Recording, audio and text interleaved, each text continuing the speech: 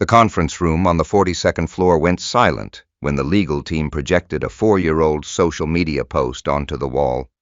At the end of the table sat Joseph Ward, 37 years old, a night shift maintenance technician most people in Cleveland would walk past without a second glance.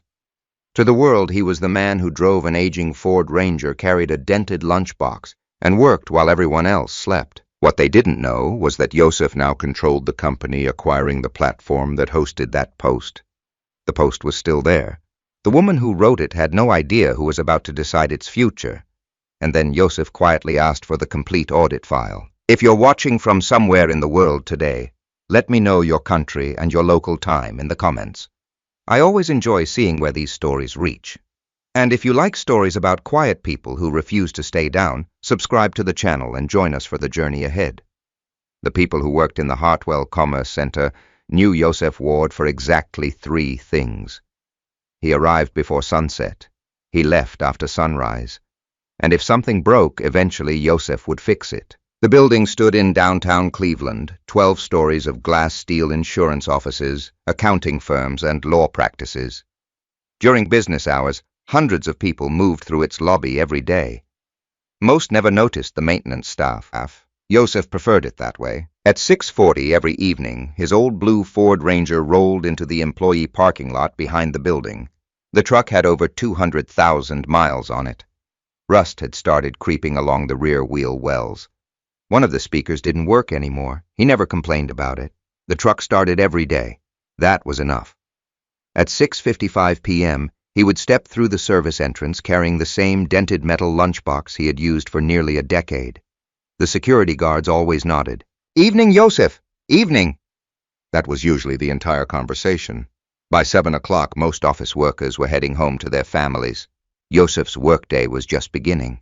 Some nights he repaired HVAC systems. Some nights he replaced electrical panels. Some nights he crawled through maintenance tunnels beneath the building where nobody else wanted to go. The work was dirty. The pay was average. And to outside observers, it looked like a life that wasn't going anywhere, especially after what happened with Vanessa Brooks. The story had spread farther than Joseph ever expected. Even people who barely knew him seemed to know fragments of it. The maintenance guy, the influencer girlfriend, the breakup, the viral post. Nobody ever said everything directly. They didn't need to. People had a way of communicating through glances, through half smiles, through conversations that stopped when someone entered the room. Joseph noticed all of it. He simply chose not to respond. One Thursday night, he was replacing emergency lighting fixtures on the 10th floor when Derek Lawson walked in. Derek was the facilities manager, 41 years old, loud, confident, the kind of man who believed volume and authority were the same thing. He looked up at Joseph standing on a ladder. "Still here, huh?" Joseph tightened a screw. "Looks that way." Derek laughed. "Man, you've got consistency, I'll give you that." Joseph didn't answer. Derek leaned against the wall. "You ever think about doing something bigger?" The question sounded casual. It wasn't. Joseph had heard versions of it for years. He climbed down the ladder. "What do you mean?" Derek shrugged. "I don't know, starting a business, management, something." Joseph placed his tools into a canvas bag. "This pays the bills." "Sure." The word lingered. "Sure." The kind of sure that really meant no. Derek smiled. "Just seems like you've been doing the same thing forever." Joseph nodded once. Then he returned to work. Conversation over. Derek eventually walked away. He never noticed that Joseph carried a laptop worth more than his truck. He never noticed the technical books stacked inside Joseph's locker. He never noticed the notebooks filled with handwritten diagrams and code architecture sketches. Most people never looked closely enough. Around 2:15 a.m., Joseph finished his shift inspection and headed to the break room. The room was empty, just the hum of vending machines and fluorescent lights. He opened his lunchbox. Turkey sandwich, apple, bottle of water, simple, predictable, exactly how he liked it. As he ate, he opened a notebook. Page after page contained neat handwriting, flowcharts, system structures, network designs, ideas. The pages represented thousands of hours of work nobody knew existed. Joseph studied them every night, not because someone told him to, not because success was guaranteed, because he had learned something years earlier. Progress rarely looked impressive while it was happening. Outside, snow drifted across Cleveland streets. Inside, Yosef quietly added another page of notes. Then another, then another. By 4 o'clock, he was back underground inspecting mechanical systems. By 6:30, the first office workers began arriving. They stepped into warm elevators and brightly lit hallways without thinking about what made those things work.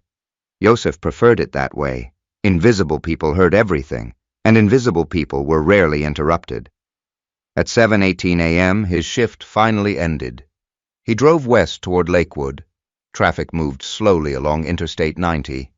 The sky above Lake Erie glowed pale gray. The city looked tired, so did Yosef.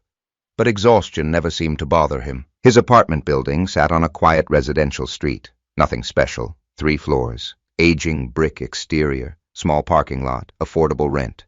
He climbed the stairs to Unit 3B. Inside, the apartment reflected the same philosophy as everything else in his life. Functional, organized, minimal. The couch had come from a second-hand store. The dining table was scratched. The television was old. No expensive decorations. No luxury furniture. No attempts to impress anyone. Yet one room looked completely different. The second bedroom. The door remained closed whenever visitors came over. Nobody entered it. Nobody asked about it. Inside sat multiple monitors, server equipment, technical manuals, whiteboards covered in notes, a powerful workstation, stacks of hard drives, network diagrams pinned to the wall. This room told a completely different story. The story nobody saw. Yosef placed his keys on the desk.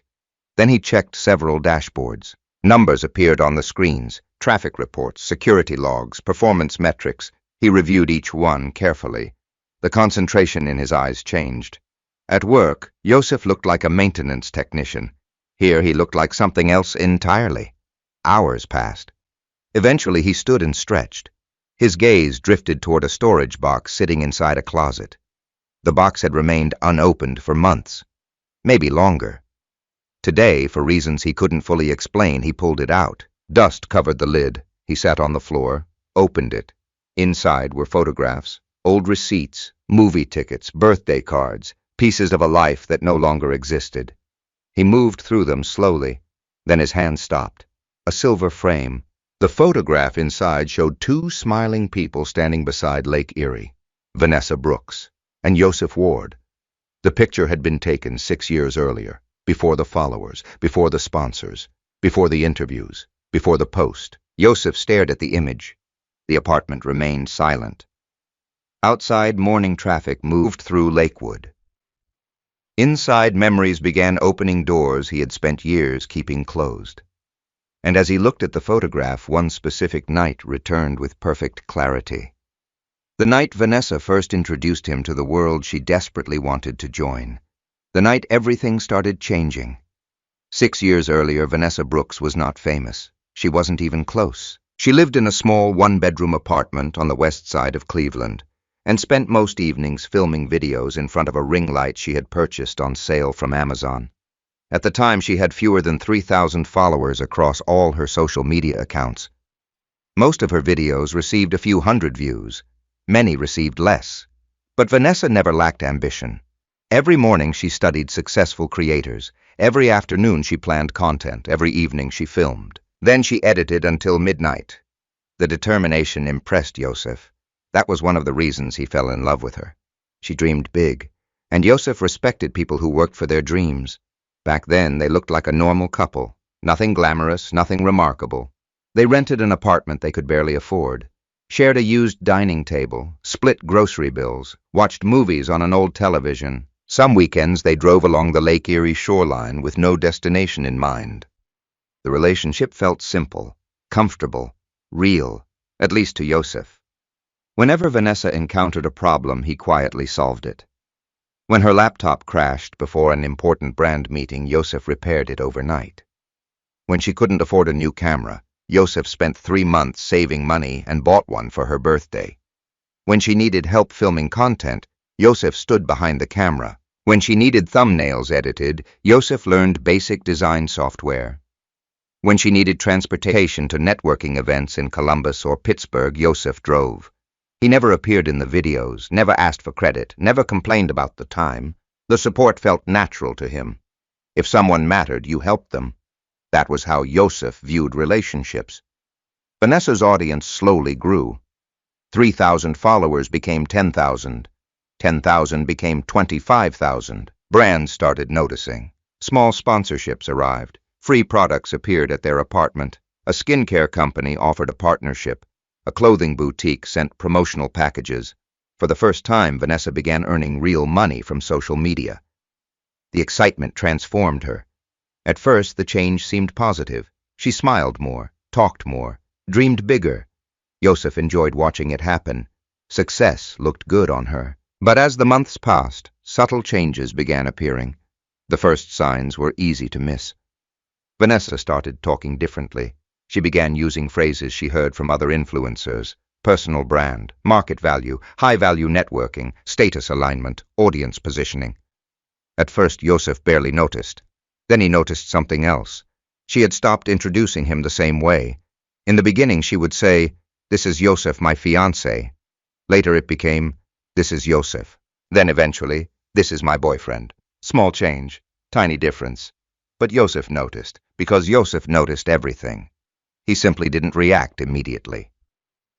One Saturday afternoon, Vanessa invited him to a networking brunch at an upscale restaurant in downtown Cleveland. The event was organized by local creators and entrepreneurs. Yosef wasn't excited about attending. Crowds exhausted him. Self-promotion exhausted him even more. But Vanessa wanted him there, so he went. The restaurant overlooked the Cuyahoga River. Glass walls, expensive decor, valet parking. The kind of place where people spent more money on brunch than Yosef spent on groceries for a week. Most attendees appeared carefully constructed. Perfect clothes, perfect smiles, perfect social media photographs. Yosef immediately stood out. Not because he looked bad, because he looked normal.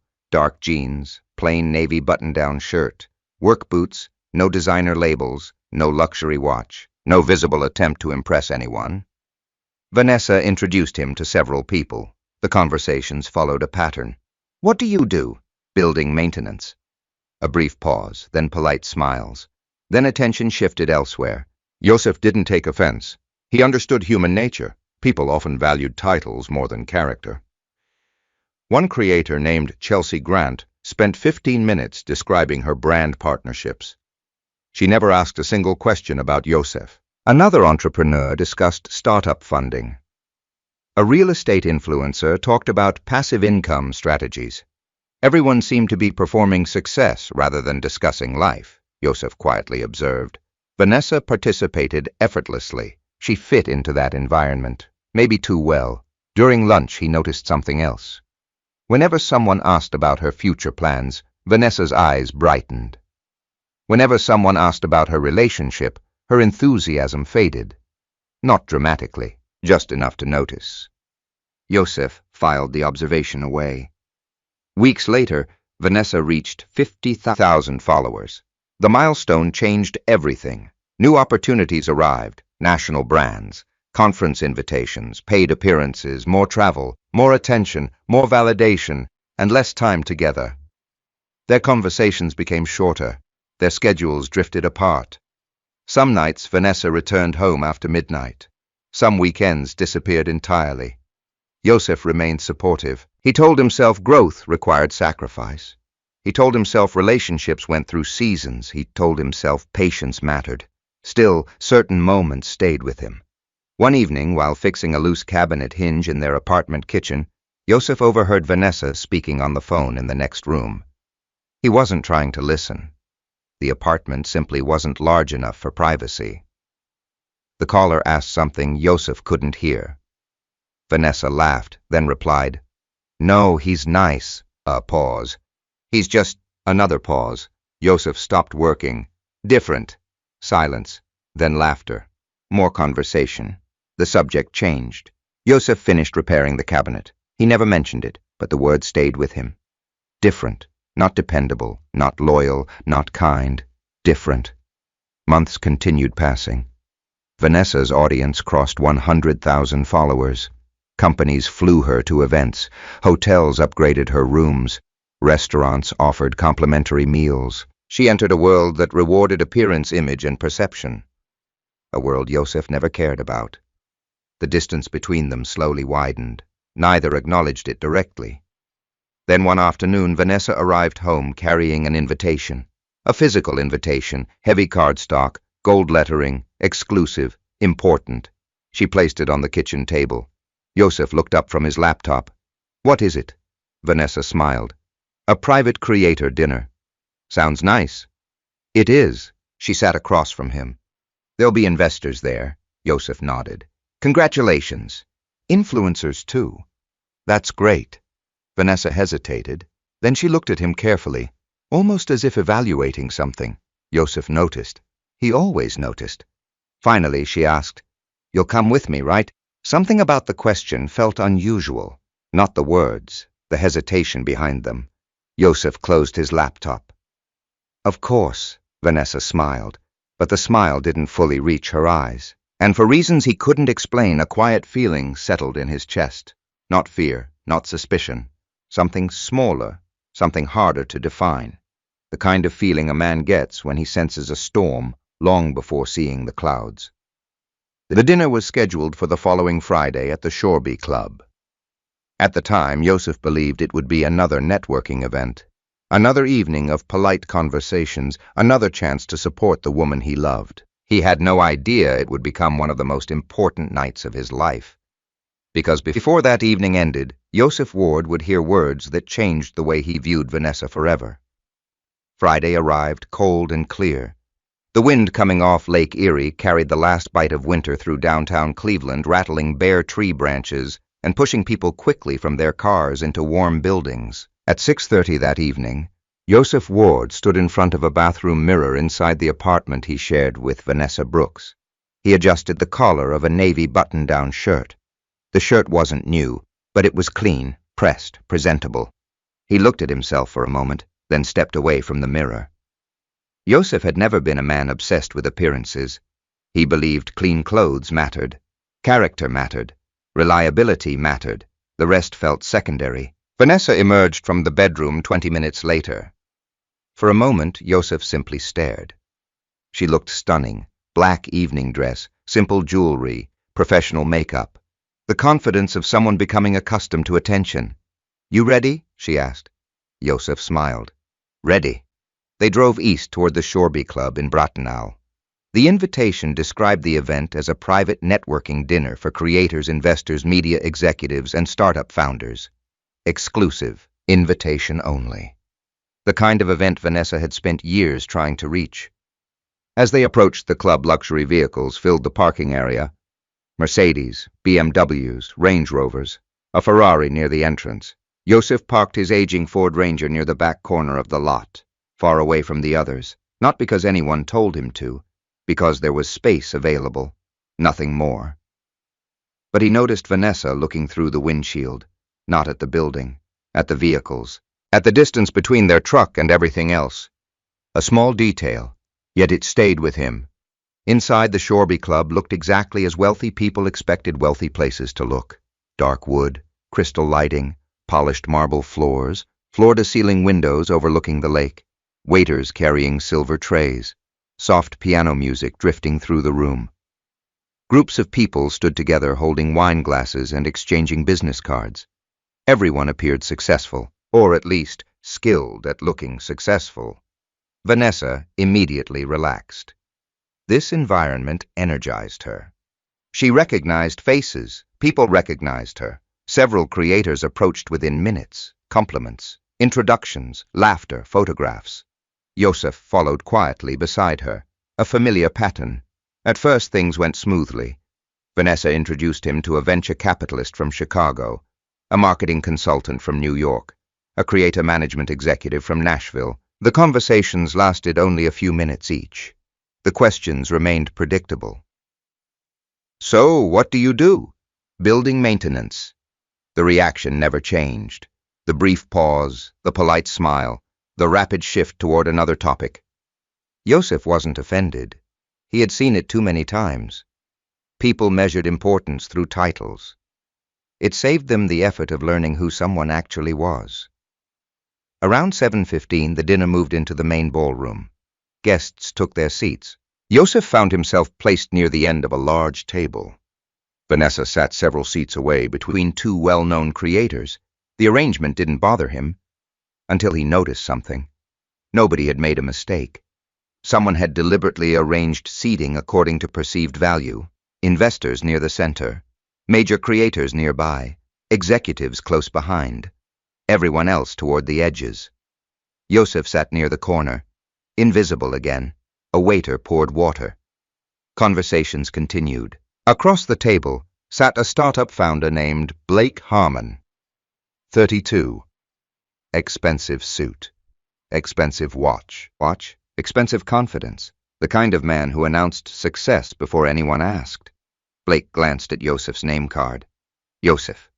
That's me. What industry are you in? Facilities maintenance. Blake smiled. Not cruelly, worse, dismissively. Interesting. Yosef took a sip of water. Blake continued. You planning to stay in that? For now. For now. Another man joined the conversation. I thought maintenance jobs were disappearing because of automation. Several people laughed softly. Yosef didn't. Blake leaned back. So what's the long-term plan? Yosef considered the question, then answered honestly. Keep building. What are you building? The table looked toward him. For a second, Yosef thought about explaining the software, the research, the systems he worked on after midnight, the thousands of hours. Then he changed his mind. No reason to talk about it yet. More smiles, more assumptions. One woman laughed lightly. Mysterious. The conversation moved on to investments, market trends, brand partnerships. The people at the table quickly forgot Yosef existed. He preferred that outcome. Over the next hour, he listened far more than he spoke. People revealed a surprising amount when they thought nobody important was listening, boasting, exaggerating, performing. The evening felt less like networking and more like theater. Everyone selling something, often themselves. By 9 o'clock, guests began moving around again. Groups formed throughout the club. Vanessa disappeared into one of them. Yosef didn't mind. He wandered toward a hallway near the terrace overlooking Lake Erie. The cool air outside felt refreshing. For the first time all evening, the noise faded. He stood alone for several minutes. Then he heard laughter. Familiar laughter. Vanessa's. The sound came from around a nearby corner. Yosef wasn't trying to eavesdrop. He simply recognized her voice. He turned toward the hallway, then stopped. 3 people stood nearby. Vanessa, Chelsea Grant, and Blake Harmon. None of them had noticed him. Chelsea laughed. So seriously, are you actually going to marry him? Vanessa rolled her eyes. The gesture landed like a small stone in Yosef's chest. Blake grinned. I've been wondering that all night. More laughter. Then came the answer. The answer Yosef would remember for years. Vanessa took a sip from her glass, shrugged, and said, Yosef isn't my future. The hallway suddenly felt colder. Chelsea raised an eyebrow. What does that mean? Vanessa laughed again, a little louder this time. He's just a phase I haven't finished exiting yet. Silence. For a moment nobody responded. Then Blake chuckled. That's brutal. Vanessa smiled. You asked. Chelsea looked uncomfortable, not because of Yosef, because Vanessa had said the quiet part out loud. Blake wasn't uncomfortable at all. So what's the real plan? Vanessa looked toward the ballroom, toward the successful people, the investors, the executives, the creators. The real plan, she smiled. I'm not spending my life with a maintenance guy. The words landed cleanly. No anger, no hesitation, no uncertainty, just certainty, absolute certainty. Yosef stood motionless, not because he was shocked, because everything suddenly made sense. The conversations, the distance, the introductions, the embarrassment she had been trying to hide. The relationship hadn't changed recently. It had been changing for a long time. This was simply the first honest moment. Yosef quietly stepped back before anyone noticed him. Then he walked away. No confrontation, no dramatic scene, no argument, nothing. He returned to the ballroom, collected his jacket, waited. 40 minutes later, Vanessa found him near the entrance. You okay? Yeah. You've been quiet. Yosef almost smiled. Almost. Long week.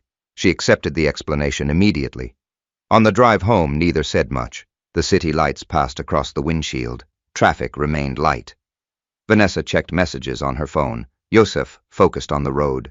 His expression never changed, but his mind had become very still, very clear. Sometimes a person spends years trying to understand where they stand. Then one sentence provides the answer. When they arrived home, Vanessa headed toward the bathroom. I need to film something before bed. Okay. The bathroom door closed. Minutes later, Yosef heard her recording content. Her voice sounded excited, energetic, inspired, as if the evening had given her new material. Yosef sat alone in the dark living room. The glow from the hallway stretched across the floor. Inside the bathroom, Vanessa continued speaking to her camera. Inside the living room, Yosef stared at nothing, and for the first time he began wondering whether the woman he loved was preparing to turn their relationship into content. A question that would soon receive an answer far worse than he imagined. The post appeared 3 days later. It went live at 8:17 p.m. on a Monday. Yosef remembered the exact time because he eventually saved every version of it. Every screenshot, every edit, every comment thread, every archived copy. At the time, however, it looked like just another social media update. He was sitting alone in the Hartwell Commerce Center break room when his phone vibrated. A notification, then another, then 3 more. Yosef frowned. That was unusual. He rarely received notifications from social media. He opened his phone. The first message came from an old friend. Hey man, you okay? The second was shorter. Did she really post this? The third included a link. No explanation, just a link. Yosef clicked it. The page loaded. At first, he simply stared. Vanessa Brooks had posted a photograph of herself sitting inside a luxury hotel lobby, designer handbag, coffee on the table, perfect lighting, perfect angle. The image itself wasn't unusual. The caption was. It began with a question. How many years should a woman waste waiting for a man to become somebody? Thousands of people had already reacted. Hundreds of comments were appearing every minute. Yosef kept reading. For too long, I convinced myself that loyalty mattered more than ambition. I told myself potential was enough. I told myself hard work eventually leads somewhere. But eventually you have to accept reality. His eyes moved lower. Each sentence grew sharper, more specific. Some people are comfortable staying exactly where they are. Same job, same truck, same excuses. Year after year, Yosef felt something settle heavily inside his chest. Not anger, not yet, recognition, because everyone who knew them would understand exactly who she was describing. Vanessa never used his name. She didn't need to. The details identified him perfectly. The old Ford Ranger, the maintenance job, the night shifts, the years together, the engagement that never happened. Everything pointed toward one person, Yosef Ward. The post continued. A woman shouldn't have to lower her standards because a man refuses to raise his. Sometimes leaving isn't betrayal. Sometimes leaving is self-respect. Below the text sat a final sentence, the sentence that generated most of the attention. I finally stopped waiting for someone who was going nowhere in life. Yosef read it twice, then a third time. The break room remained silent. Only the humming vending machine filled the space around him. His phone vibrated continuously. New comments, new shares, new reactions. The numbers climbed rapidly. 10,000 views, 20,000, 30,000. Within an hour, the post had spread beyond Vanessa's audience. People loved stories that allowed them to judge strangers, especially when they only heard one side. Yosef locked his phone, finished his bottle of water, then returned to work. Not because he didn't care, because a broken air handling unit still needed repair, and because he had spent most of his life learning that emotional reactions rarely improved practical problems. By midnight, however, the situation had become impossible to ignore. The post was everywhere. Employees inside the building had seen it. Former classmates had seen it.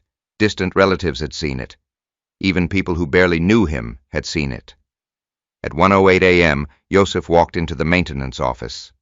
Derek Lawson sat inside drinking coffee. The grin appeared immediately. There it was, the look Yosef had anticipated, half amusement, half curiosity. Hey, celebrity! Yosef kept walking. Derek laughed.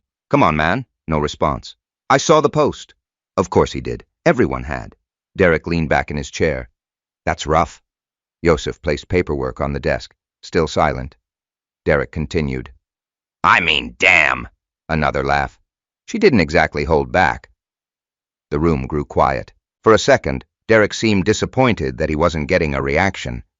Most people would have argued, defended themselves, complained, exploded. Yosef simply signed a maintenance report, then left. The interaction lasted less than a minute. Yet it traveled through the building before sunrise.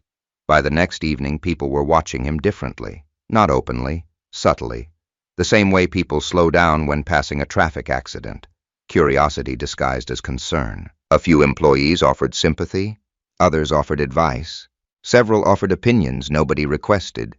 Yosef accepted none of it. Instead, he did something that seemed strange to everyone else. He started collecting evidence. The moment his shift ended, he drove home, sat at his desk, opened his laptop, then began documenting everything. The original post, screenshots, URLs, timestamps, engagement numbers, comments, shares, reposts, every detail. Methodically, carefully, without emotion. At first glance, it looked obsessive. It wasn't. Yosef simply believed records mattered, especially when public narratives started replacing facts. The comments section grew uglier as the days passed. People filled in missing details, invented stories, made assumptions, created entire versions of Yosef they had never met. One user claimed he was unemployed. Another claimed Vanessa had financially supported him for years. A third claimed he was lazy. A fourth claimed he was abusive. None of it came from evidence. Yet thousands accepted it as truth. Because repetition often disguises itself as credibility. Yosef never responded, not once. Several friends encouraged him to defend himself. One even drafted a statement. Yosef deleted it. Another suggested exposing Vanessa publicly. Yosef declined. A third wanted him to post screenshots from their relationship, private conversations, financial records, proof. Again, Yosef refused. He wasn't protecting Vanessa. He was protecting himself, because he understood something many people didn't. The internet rewarded escalation. The moment he joined the fight, he would become part of the spectacle. And Yosef had no interest in becoming content. Meanwhile, Vanessa's audience exploded. 50,000 new followers arrived within weeks. Podcasts invited her on as a guest. Creators reposted her story. Influencers praised her courage. Brands noticed the engagement. Sponsors arrived. The post became one of the most successful pieces of content she had ever created. And every new success seemed tied to the same narrative. The woman who escaped the man going nowhere. Late one night, Yosef sat alone inside his apartment. The glow from multiple monitors illuminated the room. The post remained open on one screen. Comments continued pouring in. Thousands now, tens of thousands. He read them without expression. Then he opened a blank document. For the first time, he decided to write a response. Not public, private, just for himself. His fingers moved across the keyboard. Paragraph after paragraph appeared. Facts, dates, context, truth. He explained everything. The years together, the support, the sacrifices, the details nobody knew.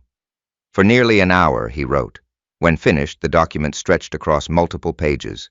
Yosef read it once, twice, then sat quietly. The apartment felt still. Outside rain tapped against the windows. Inside, only the soft hum of computer fans broke the silence.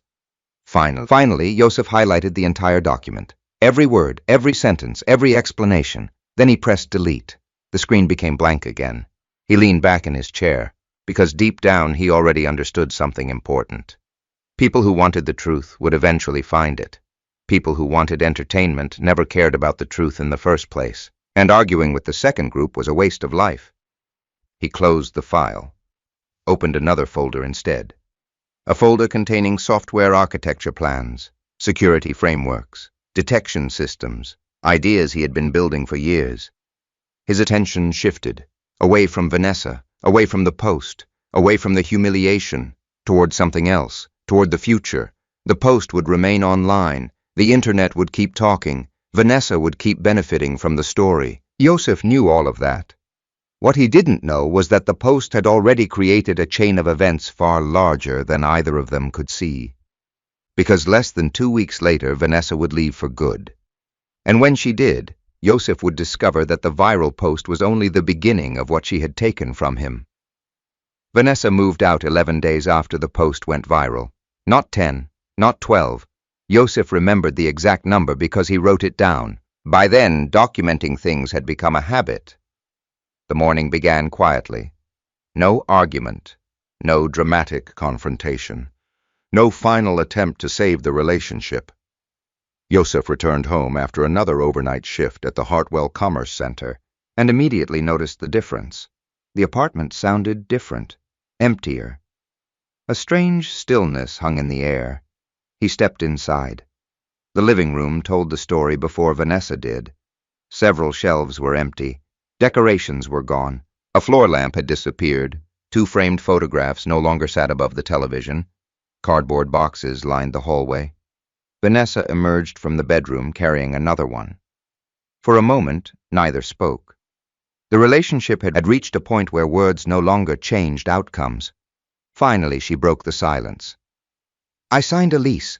Yosef nodded. "Okay." The answer seemed to surprise her. Maybe she expected anger. Maybe she expected begging. Maybe she expected a fight. Instead, she received calm acceptance. Vanessa shifted uncomfortably. "It's in Ohio City." Another nod. "Okay." The silence returned. Yosef set down his lunchbox, removed his jacket, walked into the kitchen, opened the refrigerator. The simple actions almost felt absurd. A relationship ending should have looked more dramatic. Yet life rarely followed movie scripts. Most endings arrived quietly, one ordinary decision at a time. After a minute, Vanessa spoke again. "That's all you're going to say?" Yosef looked up. "What would you like me to say?" The question hung between them. Vanessa didn't answer, because neither of them truly needed a conversation. The decisions had already been made, not that morning, months earlier, perhaps years earlier. The moving process continued throughout the day. Yosef stayed out of the way. He slept for several hours, woke up, made coffee, reviewed technical notes. Occasionally, he heard furniture being carried downstairs. By evening, most of Vanessa's belongings were gone. Before leaving, she placed an envelope on the kitchen counter. "What is it?" Yosef asked. "Information about closing the joint account." Yosef looked at it, then looked back at her. "Okay?" Vanessa waited, perhaps for a reaction, perhaps for regret, perhaps for something that would justify the story she had already told the world. Nothing came. Finally, she picked up her purse, opened the apartment door, and walked out. The relationship ended with the sound of a closing latch. Nothing more. Yosef stood alone in the kitchen. The apartment felt larger, colder, almost unfamiliar. He stared at the closed door for several seconds, then returned to making coffee, because there was nothing else to do. At least, that was what he believed. 3 days later, he discovered the first problem. It happened while reviewing monthly expenses. Another habit. Yosef tracked everything, always had. He opened the joint account records to finalize paperwork, then stopped. A series of transactions caught his attention, several large withdrawals, multiple electronic transfers, unexpected purchases. The dates stretched back months. Yosef frowned. At first he assumed there was a mistake.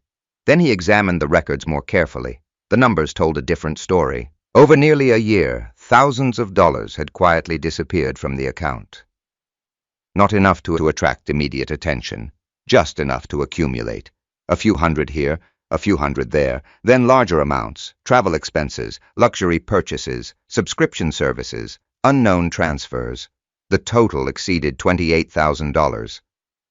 Yosef stared at the screen. The amount itself mattered less than the pattern. This wasn't an accident. It was deliberate, systematic, careful. His expression remained unchanged, but his attention sharpened. That was always the first sign. When Yosef became serious, he grew quieter, not louder. He printed the records, organized them by date, highlighted questionable transactions, then started another folder, the same way he had documented the post. Evidence first, emotion later, if emotion arrived at all. The following week introduced another surprise. A credit card application appeared in the mail. Yosef had never submitted it, nor had he authorized it. A second document arrived 2 days later, then a third. Small inconsistencies, small irregularities, but together they formed a pattern Yosef no longer felt comfortable ignoring. Most people would have called friends, complained online, confronted their ex. Yosef did none of those things. Instead, he scheduled a consultation. That decision led him to Rachel Harper. Rachel's office occupied the 8th floor of a downtown Cleveland law building. Nothing flashy. No oversized reception area. No dramatic city views. Just organized efficiency.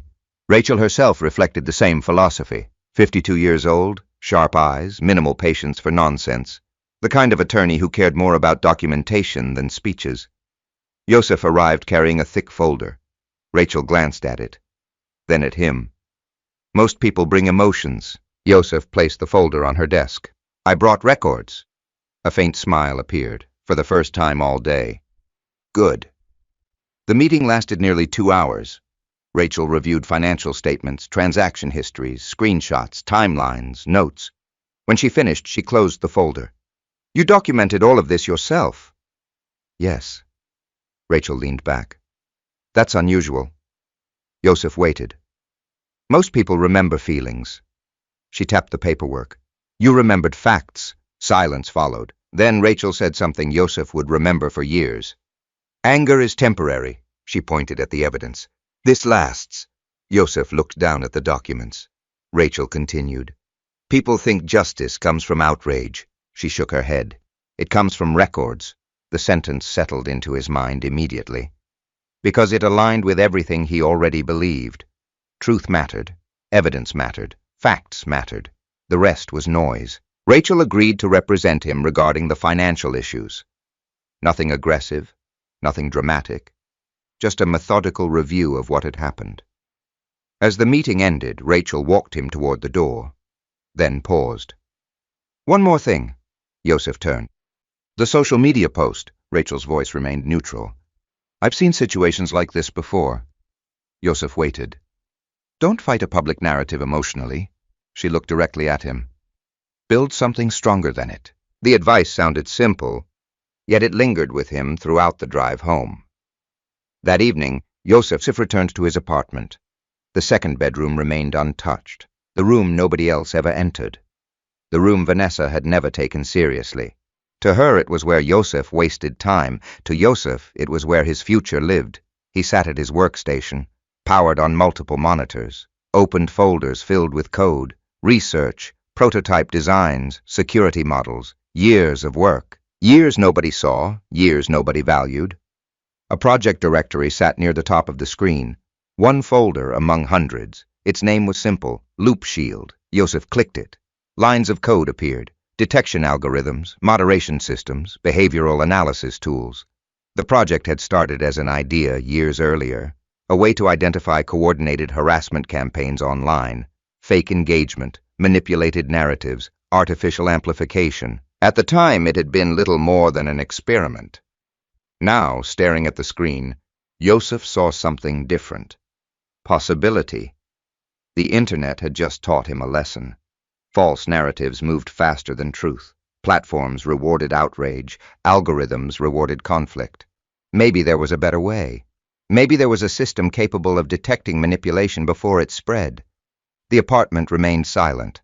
Outside, Cleveland traffic moved beneath streetlights. Inside, Yosef opened a notebook. Then another. He reviewed architecture plans, made corrections, added ideas, connected concepts. Hours passed unnoticed. The pain of the breakup never disappeared, neither did the humiliation, but something else had begun replacing it. Focus, direction, purpose, the kind that arrives when a person finally stops looking backward. Near midnight, Yosef created a new development timeline. New milestones, new objectives, a completely revised roadmap. Then he saved the document, sat back, and stared at the screen. For the first time since Vanessa's post went viral, his attention wasn't on what had been taken from him. It was on what he intended to build. What Yosef couldn't know that night was that the project sitting on his monitor would eventually change his entire life. But before that happened, he would need help.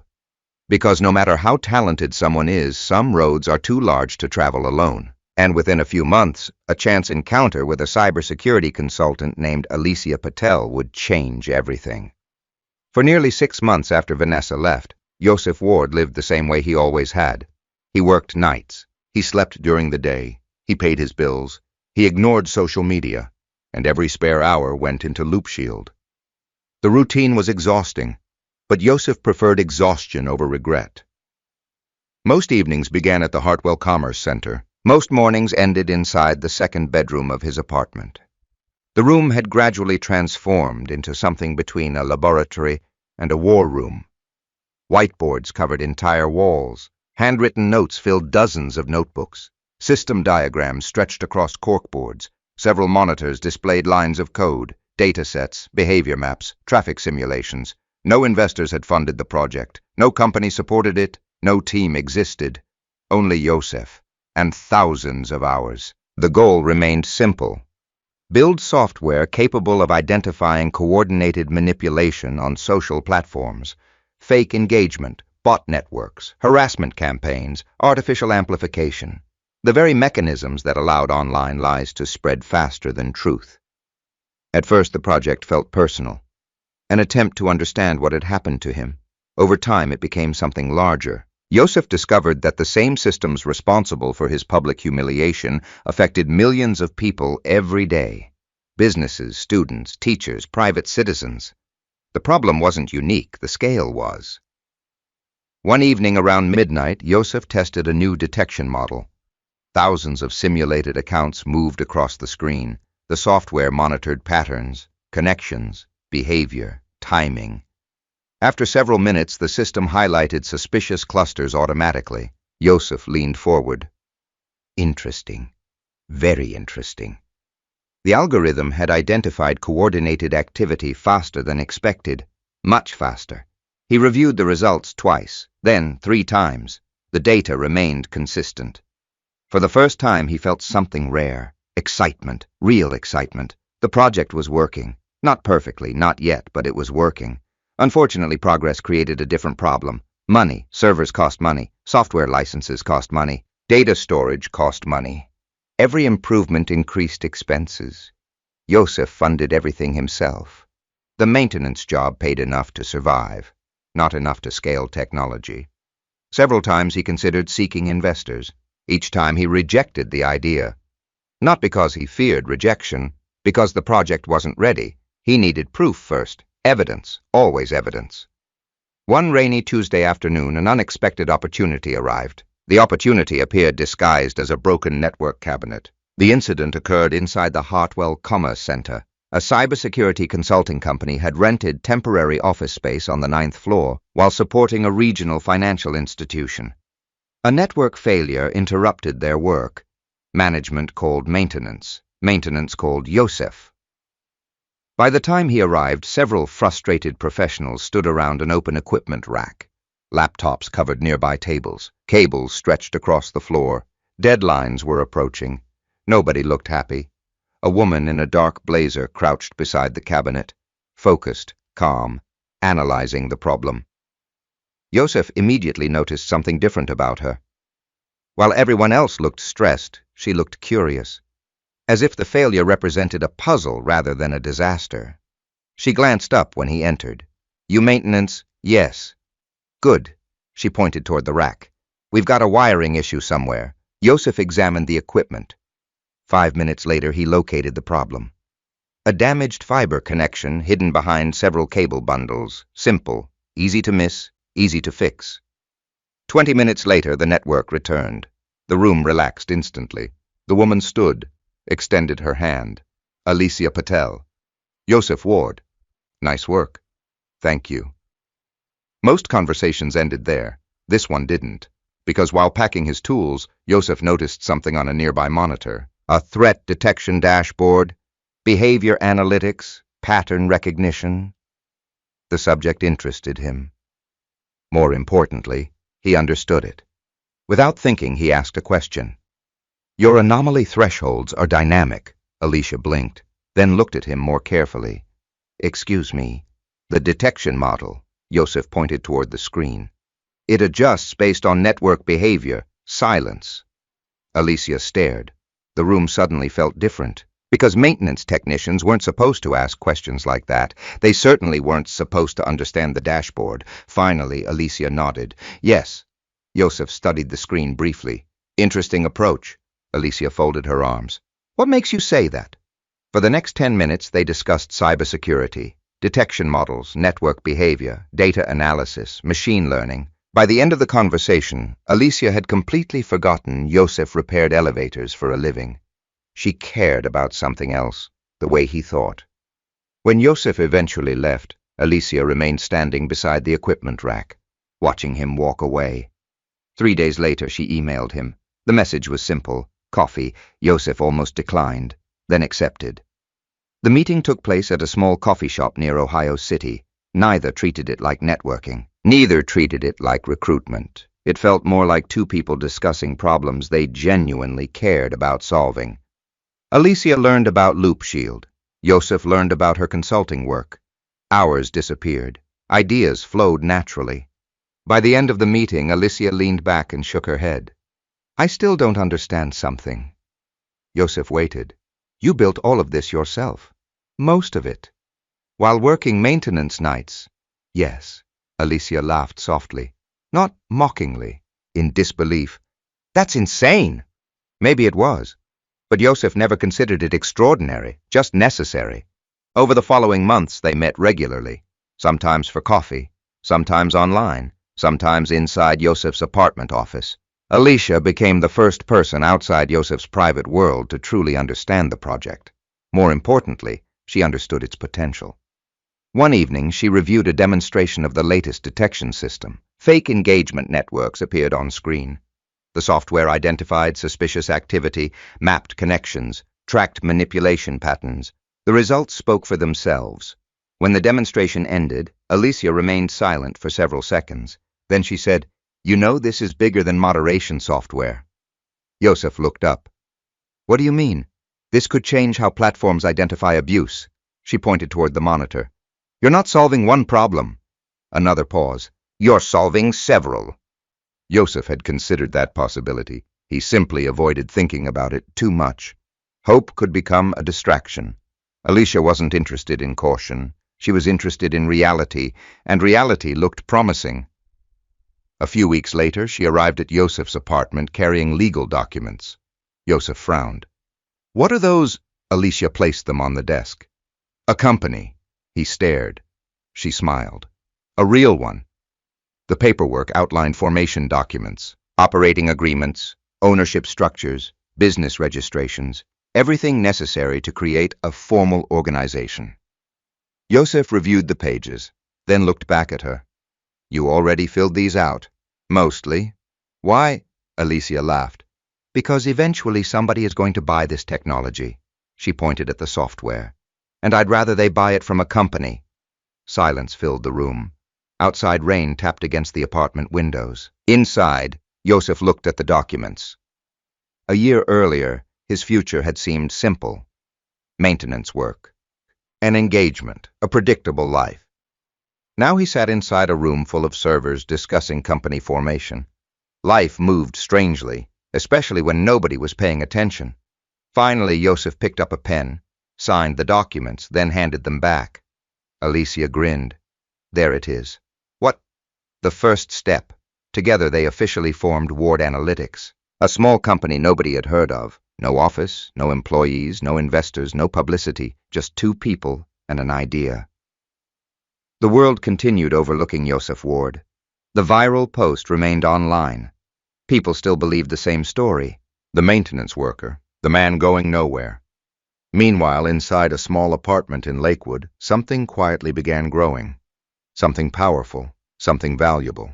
And only a few months later, an email from a major technology conference would prove that the world was finally starting to notice. The first real check arrived on a Thursday morning.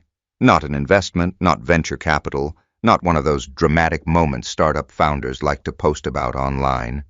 It was something far less exciting, and far more important. A paying customer. Yosef Ward was drinking coffee in his apartment kitchen when Alicia Patel called. The excitement in her voice appeared immediately. "We got it." Yosef set down his mug. "Got what?" "The contract." Silence. "Then, which one?" Alicia laughed. "The bank." Now Yosef stood completely still. 3 months earlier, Ward Analytics had submitted a proposal to a regional financial institution headquartered in Pittsburgh. The bank had experienced problems with coordinated fraud attempts, fake account activity, artificial engagement networks targeting customer support systems, organized digital manipulation. Ward Analytics proposed a solution, a small pilot program, nothing enormous, but large enough to matter, large enough to prove whether the technology worked outside controlled testing environments. The proposal had disappeared into corporate bureaucracy. Weeks passed, then months. Neither Yosef nor Alicia expected much. Now the answer had arrived. "We won the contract," Alicia repeated. Yosef looked out the apartment window. The street below remained unchanged. Cars passed. People walked dogs. Life continued normally. Yet something fundamental had shifted. A real organization had trusted their technology, not because of marketing, not because of connections, because the product solved a problem. "When do we start?" Yosef asked. Alicia smiled. "Monday." That first contract wasn't life-changing. The total value sat slightly under $80,000. After expenses, taxes, infrastructure costs, and operational requirements, the amount looked even smaller. But money wasn't the point. Validation was. For years, Yosef had been building in silence. Now the market had answered. The work mattered. The following months became a blur of activity. Days disappeared. Weeks vanished. Yosef worked maintenance nights, Ward Analytics during the day. Sleep became optional. Coffee became essential. The Pittsburgh project moved quickly. Their software identified suspicious account clusters, detected coordinated behavior, flagged manipulation patterns. The results exceeded expectations. Bank executives noticed. Additional departments became interested. More meetings followed, more testing, more opportunities. For the first time, Ward Analytics possessed something valuable, a track record. People trusted evidence, and evidence was accumulating rapidly. One afternoon, several executives gathered inside a conference room overlooking downtown Pittsburgh. Large screens displayed performance reports, graphs, metrics, incident reductions, operational improvements. The numbers spoke clearly. A senior executive reviewed the reports, then looked toward Yosef. "You built this?" Yosef nodded. "Yes." The executive glanced at Alicia, then back at Yosef. "You were doing building maintenance 18 months ago." "Still am." The executive blinked. Apparently that answer wasn't expected. Alicia smiled into her coffee cup. She had witnessed that reaction before, many times. People struggled to reconcile their assumptions with reality. Yosef never helped them. He simply answered questions honestly. Eventually the truth handled the rest. The Pittsburgh contract led to another opportunity, then another. Word spread slowly, not publicly, professionally, the best kind. A school district outside Columbus contacted Ward Analytics after dealing with organized harassment campaigns targeting students and faculty.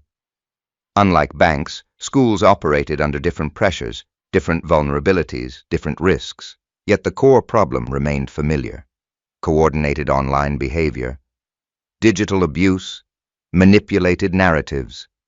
The software adapted surprisingly well. Within months, the district reported measurable improvements. Threat identification accelerated, false reports decreased, response times improved, administrators took notice. Soon other districts started asking questions. For the first time, Yosef faced a problem he had never anticipated. Growth, real growth. The company needed infrastructure, servers, employees, legal support, accounting systems. Everything became more complicated and more expensive. One evening, Alicia spread financial reports across a conference table inside a rented office suite. The office wasn't impressive. Just 2 rooms inside a commercial building near downtown Cleveland. Still, it represented progress. A year earlier, Ward Analytics had existed inside Yosef's apartment. Now they had an address. Alicia pointed toward the reports. "We need to hire." Yosef studied the numbers. We can wait. No, she tapped the documents. We can't. He already knew she was right. Growth had a strange way of punishing hesitation. Success created obligations. Customers expected support. Systems required maintenance. Projects demanded attention. Eventually, one person became insufficient, then two. By the end of that year, Ward Analytics employed 6 people, small, focused, highly capable. Yosef remained deeply involved in every technical decision, every product update, every architecture review. The company reflected his personality, quiet, methodical, evidence-driven. Meanwhile, something else happened. The maintenance job finally became unnecessary. Financially speaking, Yosef no longer needed it. Ward Analytics generated more income than he had ever imagined possible. Friends expected immediate changes, a luxury vehicle, a larger apartment, expensive watches, some visible sign of success. None appeared. Yosef continued driving the same Ford Ranger. He still packed lunch, still bought coffee from ordinary places, still lived below his means. The only noticeable difference involved priorities.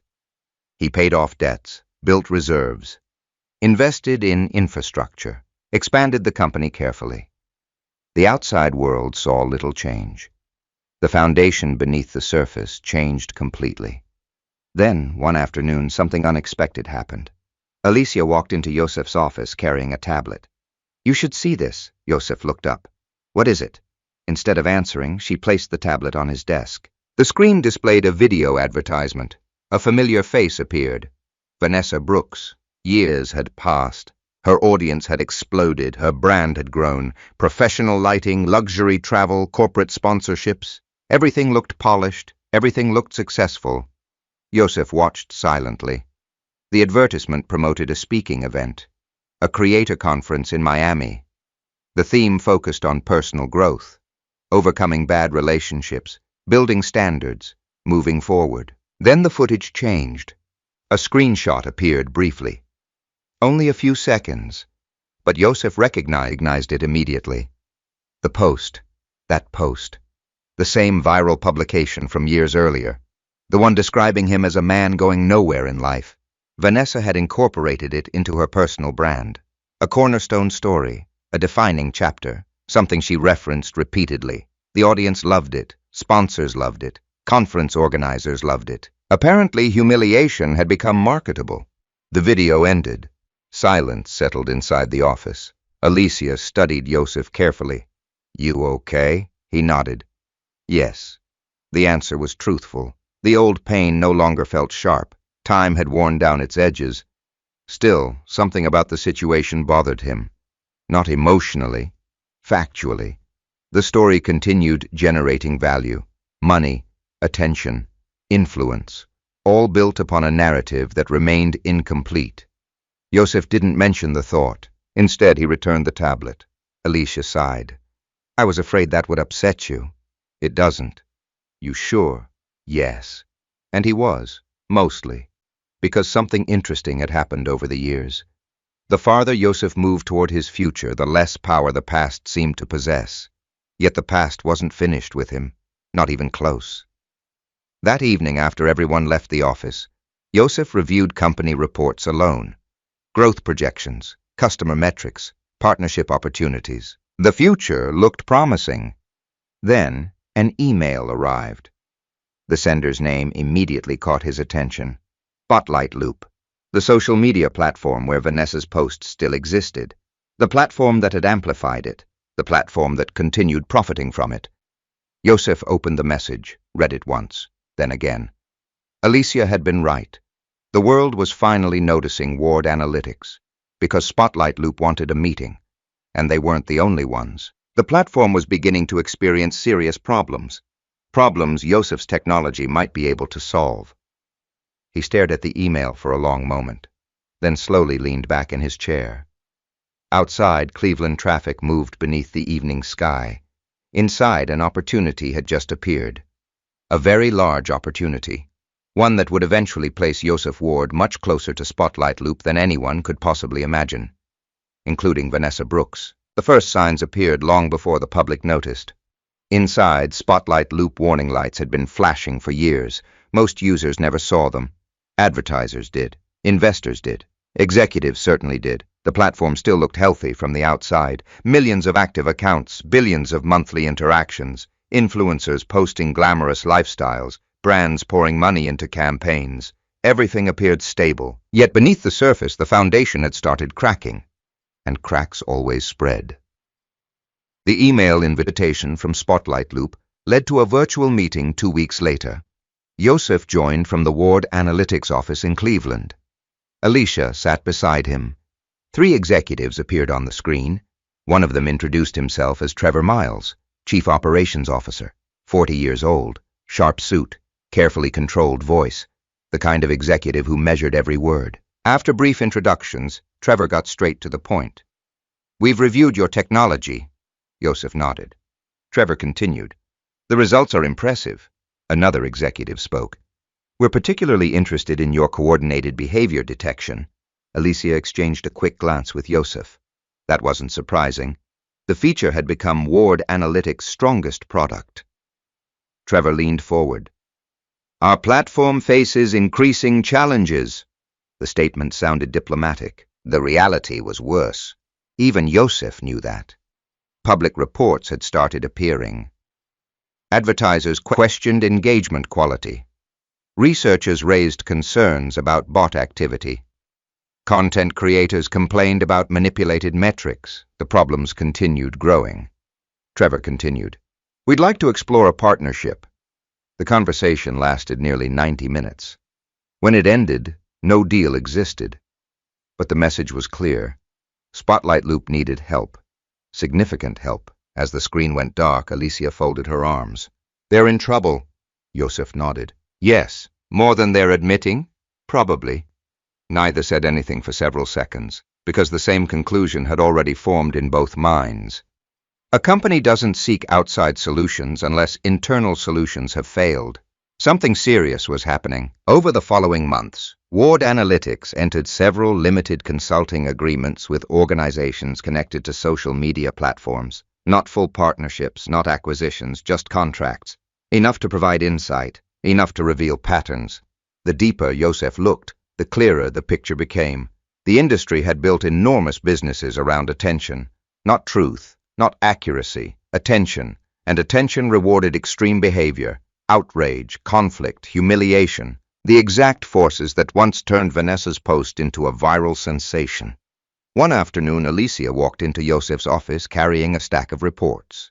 Without speaking, she dropped them onto his desk. Yosef looked up. "What am I looking at? Industry research." He opened the first report, then the second, then the third. The findings were remarkably consistent. User trust was declining. Advertiser confidence was weakening. Content manipulation was increasing. Several platforms faced legal challenges, including Spotlight Loop. Yosef turned another page. A familiar logo appeared. Spotlight Loop. Projected losses, litigation risks, creator disputes, revenue concerns. The numbers were worse than expected. Much worse. The company remained profitable. But profitability wasn't the issue. Confidence was. Markets tolerated problems. They rarely tolerated uncertainty. Weeks later, another meeting occurred, this time not with Spotlight Loop, with an investment group. The invitation came through a mutual contact. Normally, Yosef ignored such requests. This one felt different. The meeting took place inside a private conference room in Chicago. Representatives from several investment firms attended. Most discussions focused on technology, security, growth opportunities, industry forecasts. Near the end, one investor asked an unexpected question. If a major platform became available, the man paused. Would you be interested? Yosef studied him carefully. Available how? The investor smiled slightly. Acquisition. The room grew quiet. Nobody mentioned Spotlight Loop directly. Nobody needed to. The implication hovered over the table. Alicia noticed it immediately. So did Yosef. Yet he answered carefully. That would depend on the platform. The investor nodded. Reasonable response. Professional response. The meeting ended shortly afterward. During the flight back to Cleveland, Alicia stared out the window, then finally spoke. They weren't asking hypothetically. No. You know which platform they meant. Yosef looked toward the clouds. Probably. Alicia laughed softly. That's insane. Maybe it was. A few years earlier, Yosef couldn't afford a new transmission for his truck. Now investors were discussing social media acquisitions. Life moved strangely. The following year accelerated everything. Ward Analytics continued growing. New clients arrived. Additional contracts followed. Revenue increased dramatically. More importantly, credibility increased. Organizations trusted the company. Trust created opportunity. Opportunity created leverage. And leverage attracted attention from people with money. One of those people was Nathan Cole. Nathan rarely appeared in technology headlines. That was intentional. He specialized in acquisitions, corporate restructuring, strategic investments, the kind of work that happened quietly, the kind Yosef respected. Their first meeting lasted 3 hours. The second lasted 5. By the third, they were discussing long-term possibilities. Nathan spoke differently than most investors. Less excitement, more analysis, less vision, more execution. One afternoon, while reviewing market data, Nathan pointed toward a report. Look here. Yosef studied the document. Spotlight loop again. Nathan tapped the page. The platform still has value. Yes. The problem is leadership. Another tap. And debt. Another. And lawsuits. Another. And advertiser confidence. Yosef remained silent. Nathan leaned back. The business isn't dead. No. It just needs different management. The statement sounded simple, but it carried enormous implications. Months passed. The discussions continued. Structures emerged. Possibilities expanded. Eventually, Nathan introduced a holding company. North Star Digital Holdings. The name meant nothing publicly. That was the point. Holding companies existed to operate quietly, to acquire, to restructure, to build. As plans developed, Yosef made a deliberate decision. His name would remain invisible, at least initially. Nathan would become the public face, the executive, the visible leader. Yosef preferred it that way. He always had. Attention created distractions. Control created results. The arrangement suited both men perfectly. One evening, long after most employees left the office, Yosef sat alone, reviewing acquisition projections. Financial models stretched across multiple screens, debt obligations, operational forecasts, legal exposures. The numbers were enormous, far larger than anything he had dealt with before. Alicia entered carrying coffee. She looked at the screens, then at him. Still thinking about it. Yes. She sat down. For several moments, neither spoke. Finally, Alicia broke the silence. You know what the strange part is? Yosef looked up. What? She smiled. The Post. Immediately he understood. Vanessa, Spotlight Loop, the connection. Alicia shook her head. Out of every platform in the industry, another smile. It had to be that one. Yosef stared at the projections. The irony wasn't lost on him. Years earlier, Spotlight Loop amplified a narrative that painted him as a man going nowhere. Now circumstances were moving him directly toward ownership discussions involving the same company. Life possessed a strange sense of humor. Still, Yosef wasn't thinking about revenge. Not really. He was thinking about systems, platforms, technology, opportunity, business. The Post belonged to the past. Or so he believed. A few weeks later, a confidential package arrived from North Star's legal team. Inside were preliminary acquisition documents, non-disclosure agreements, financial summaries, strategic outlines. Near the top sat a single page, a simple heading, Confidential Target Review. Below it appeared the company name, Spotlight Loop. Yosef stared at it for several seconds, then opened the file. Outside his office window, Cleveland traffic moved beneath the evening sky. Inside, he began reading. What he discovered in those documents would change everything.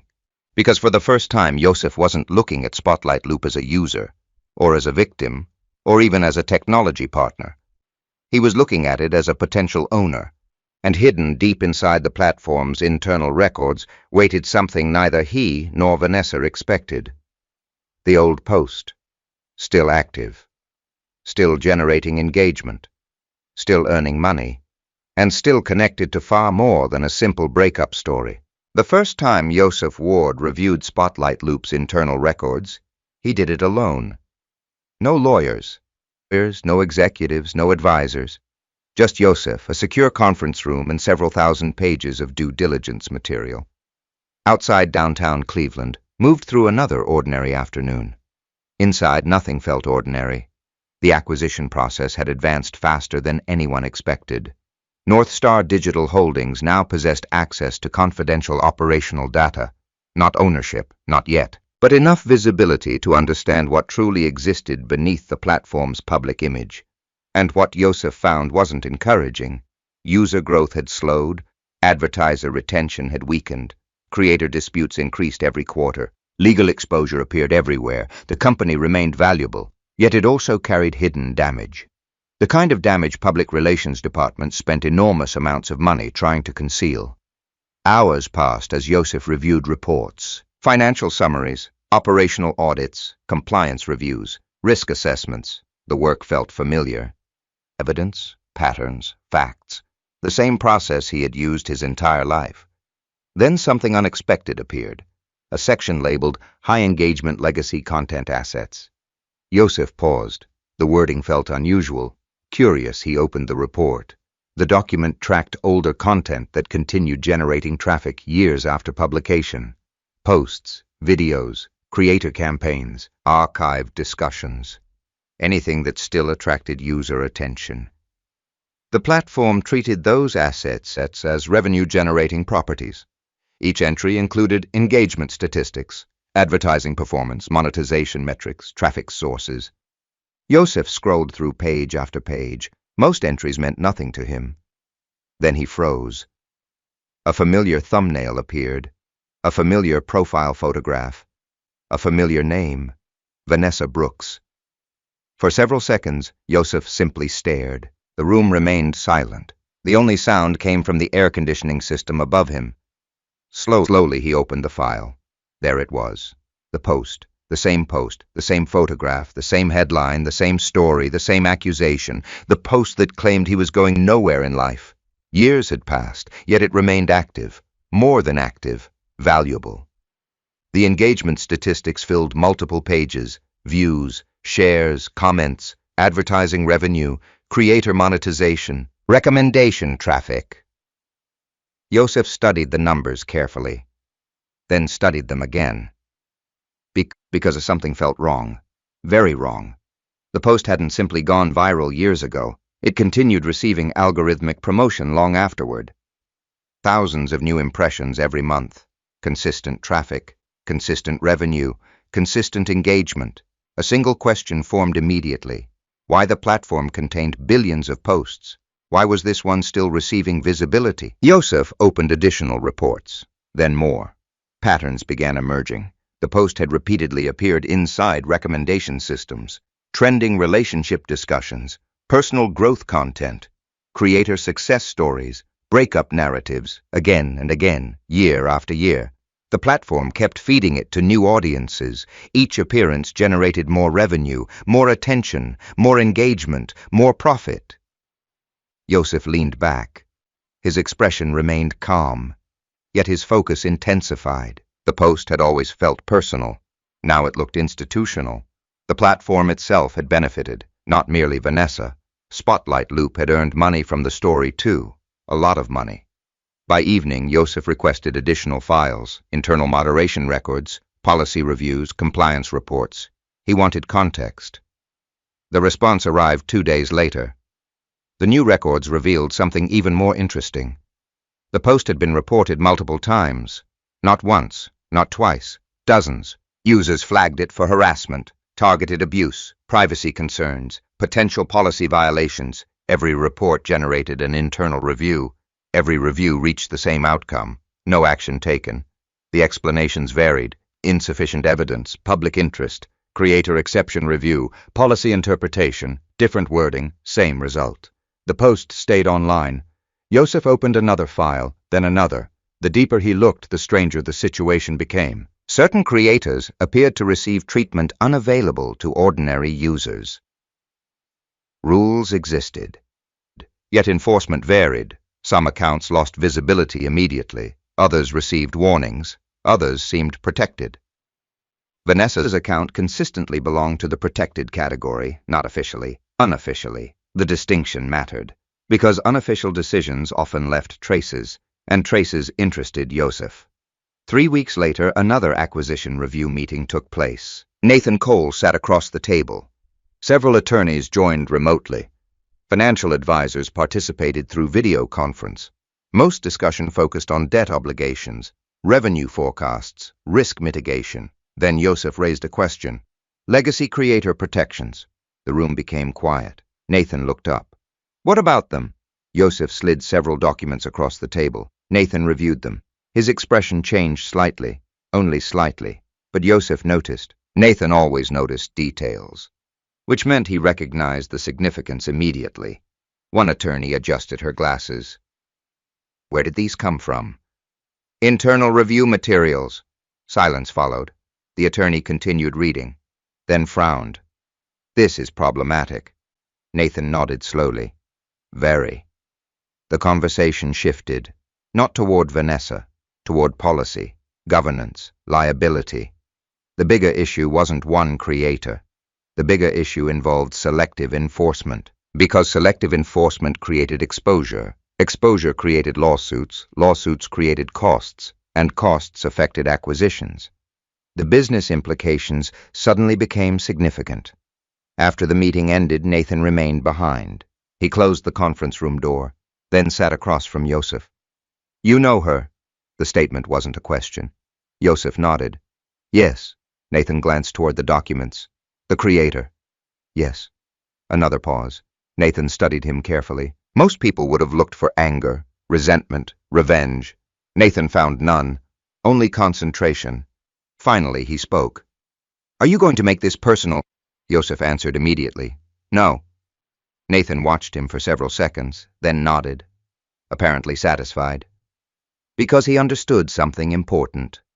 Personal revenge created bad business decisions. Evidence created good ones. And Yosef had spent years choosing evidence. The following month brought another discovery, a significant one. Internal revenue reports connected directly to creator monetization. Yosef reviewed the figures late one evening. The office sat nearly empty. Most employees had gone home. Only a few lights remained on. As he moved through the data, a familiar account appeared. Vanessa Brooks. Additional metrics loaded. Historical revenue, performance incentives, traffic bonuses, sponsored content integration. The numbers surprised him. Not because they were enormous, because they existed at all. The post itself had generated measurable income, not just attention, money. The narrative had become a business asset, a profitable one. Yosef stared at the report. Years earlier, he lost a relationship. His reputation suffered publicly. People mocked him. Assumptions spread. The platform amplified everything. Now he was looking at the accounting records proving somebody got paid, not directly for harming him, indirectly through engagement, which might be even worse. He printed the report, added it to a growing folder. Another piece of evidence, another fact, another puzzle piece. The folder continued expanding. More documents arrived, more records surfaced, more questions emerged. Every answer seemed to reveal 3 additional questions. One evening, Alicia entered his office carrying takeout containers. She found Yosef surrounded by paperwork. Again. You've been here all day. Most of it. She set the food down, then noticed the documents. The post. Yosef nodded. Alicia sat across from him. What have you found? He handed her several pages. She reviewed them quietly. The silence lasted longer than usual. Finally, she looked up. That's not good. No. It goes deeper than I thought. Yes. Alicia closed the file. Then asked a question Yosef had been asking himself for weeks. If this is what we've already found, she paused. What haven't we found yet? The room fell silent. Outside the office windows, Cleveland glowed beneath thousands of lights. Inside, Yosef looked toward the growing stack of documents. Because Alicia was right. The evidence already looked troubling, yet instinct told him something larger remained hidden, something buried deeper inside the system. And somewhere within those records waited the answer. An answer that would soon connect Vanessa's post to a coordinated pattern of behavior far more serious than anyone expected. The deeper Yosef Ward dug, the less the story looked like a breakup, and the more it looked like a business model. 3 weeks after reviewing the monetization records, Northstar's due diligence team received expanded access to archived system logs. Normally, nobody would have cared. System logs were boring. Thousands of pages of timestamps, user actions, technical events, administrative changes. Most people avoided reading them. Yosef loved them. Because logs didn't have opinions. Logs didn't exaggerate. Logs didn't forget. They simply recorded what happened. And what happened was often very different from what people claimed happened. It was nearly 10 o'clock at night when Yosef discovered the first anomaly. The office had emptied hours earlier. Only a handful of lights remained on. Rain tapped softly against the windows overlooking downtown Cleveland. Alicia sat across from him reviewing security reports. The silence felt comfortable. Then Yosef stopped scrolling. A tiny detail caught his attention. One account, one timestamp, one unusual interaction. He opened the record, then another, then 5 more. His focus sharpened immediately. Alicia noticed. Whenever Yosef found something important, he became even quieter. "What is it?" she asked. Yosef didn't answer right away. Instead, he rotated his monitor toward her. "Look at these accounts." Alicia leaned forward. Several usernames appeared. Nothing remarkable at first glance. Ordinary users. Ordinary activity. Then she noticed the pattern. The same accounts repeatedly appeared around Vanessa's post. Not occasionally, constantly, commenting, sharing, defending, amplifying, driving engagement, creating conflict, keeping the conversation alive. Alicia frowned. "That's strange." Yosef nodded. "Very." She opened additional records. The pattern became impossible to ignore. The accounts behaved differently than ordinary users. They appeared quickly, reacted immediately, generated unusual levels of activity, then disappeared for long periods, only to return again. The behavior looked familiar, too familiar. Because Ward Analytics specialized in identifying exactly this kind of activity. Alicia slowly leaned back. "Oh." Yosef nodded again. She already understood. The accounts looked coordinated, maybe not bots, possibly worse. Real people operating under multiple identities. Manufactured engagement, artificial amplification, the exact behavior their software had been designed to detect.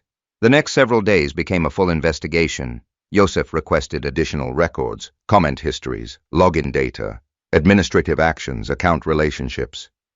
Every new document revealed another layer. The pattern kept expanding. Eventually, the investigation identified more than 30 connected accounts. 30. Not random strangers, not independent users, connected, coordinated, working together. Many had participated heavily in discussions surrounding Vanessa's post.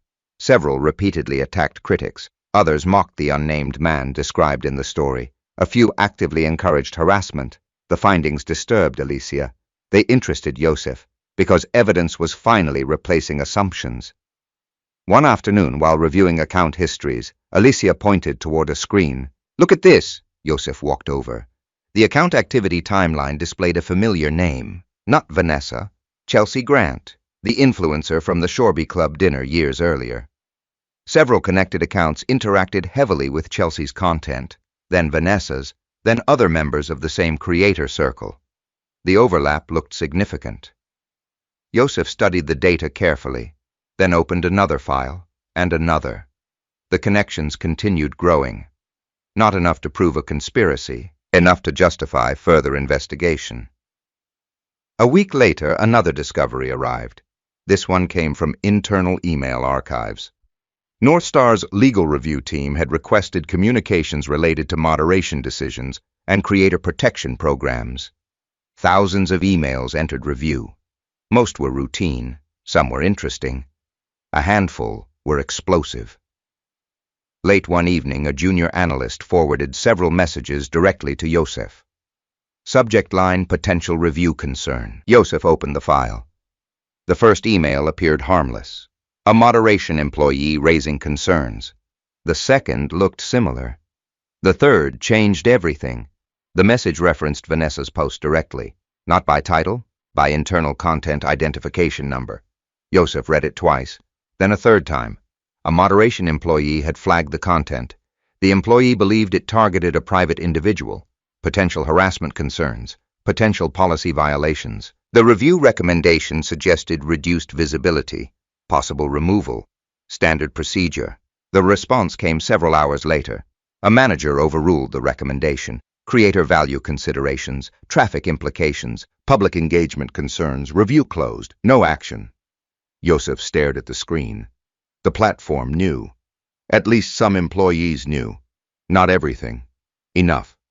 Enough to recognize potential problems. Enough to ignore them. Because engagement mattered more. The realization settled heavily into the room. Not emotionally. Systemically. Platforms often claimed neutrality.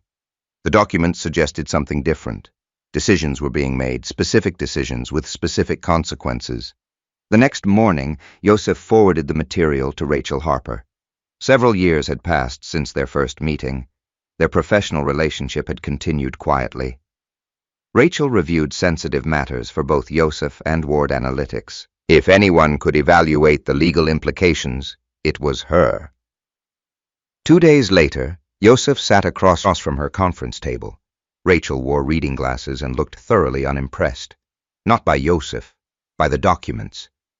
She finished another email, then removed her glasses. Well, Yosef waited. Rachel tapped the file. This is getting interesting. Not exciting, not dramatic, interesting. Rachel's version of interesting usually meant serious. She organized the documents into separate folders, one stack, then another, methodical, precise, exactly the way Yosef preferred. Finally, she pointed toward the first pile. Potential defamation exposure. Then the second. Potential unjust enrichment. The third. Potential coordinated harassment concerns.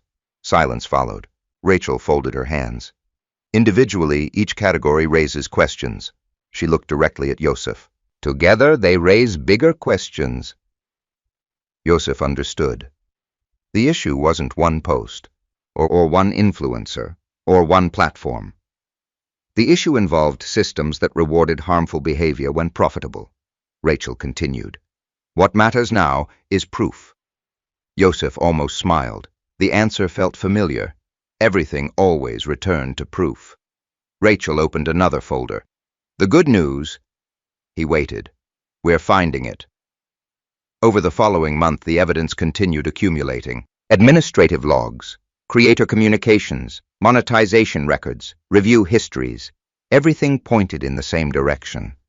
Not necessarily criminal behavior, but deeply problematic behavior. The kind corporations preferred hidden, the kind acquisition teams needed to understand. One evening, Nathan Cole joined a private strategy session. The conference room overlooked Lake Erie. Dark water stretched toward the horizon. Several attorneys participated remotely. Rachel sat beside Yosef. Stacks of documents covered the table. Nathan reviewed everything carefully. When he finished, he closed the final folder, then looked around the room. Do we have enough? The question wasn't emotional, it was strategic. Rachel answered first. For preliminary action, yes. She nodded. Absolutely. Another attorney agreed. A third did as well. The consensus formed quickly. The evidence threshold had been crossed. Not final judgment. Not public action, but enough to proceed. Enough to investigate formally. Enough to enforce policy. Enough to protect the acquisition. Rachel slowly organized the documents, then placed 3 thick folders side by side. The motion felt deliberate, almost symbolic. She pointed toward the first. Fraud-related concerns. The second. Defamation-related concerns. The third. Unjust enrichment and coordinated harassment. The room remained silent. Yosef looked at the folders. Years earlier, people had laughed at him online. Years earlier, he had been told he was going nowhere. Years earlier, he chose not to fight publicly. Now the evidence sat in front of him. Not opinions, not emotions. Evidence. Rachel noticed his expression, or rather his lack of expression. Most people would have felt triumphant, angry, vindicated. Yosef felt focused, because the objective had never been revenge. The objective was truth, and truth required patience. Rachel closed the final folder. then said 4 words that changed the entire direction of the investigation. "Now we have enough." Outside, waves rolled against the Lake Erie shoreline. Inside, the next phase was about to begin. Because within weeks, Vanessa Brooks would walk into a creator summit believing she was one of Spotlight Loop's most valuable influencers.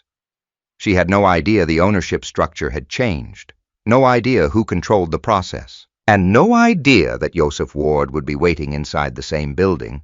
Chicago greeted visitors with cold wind and gray skies.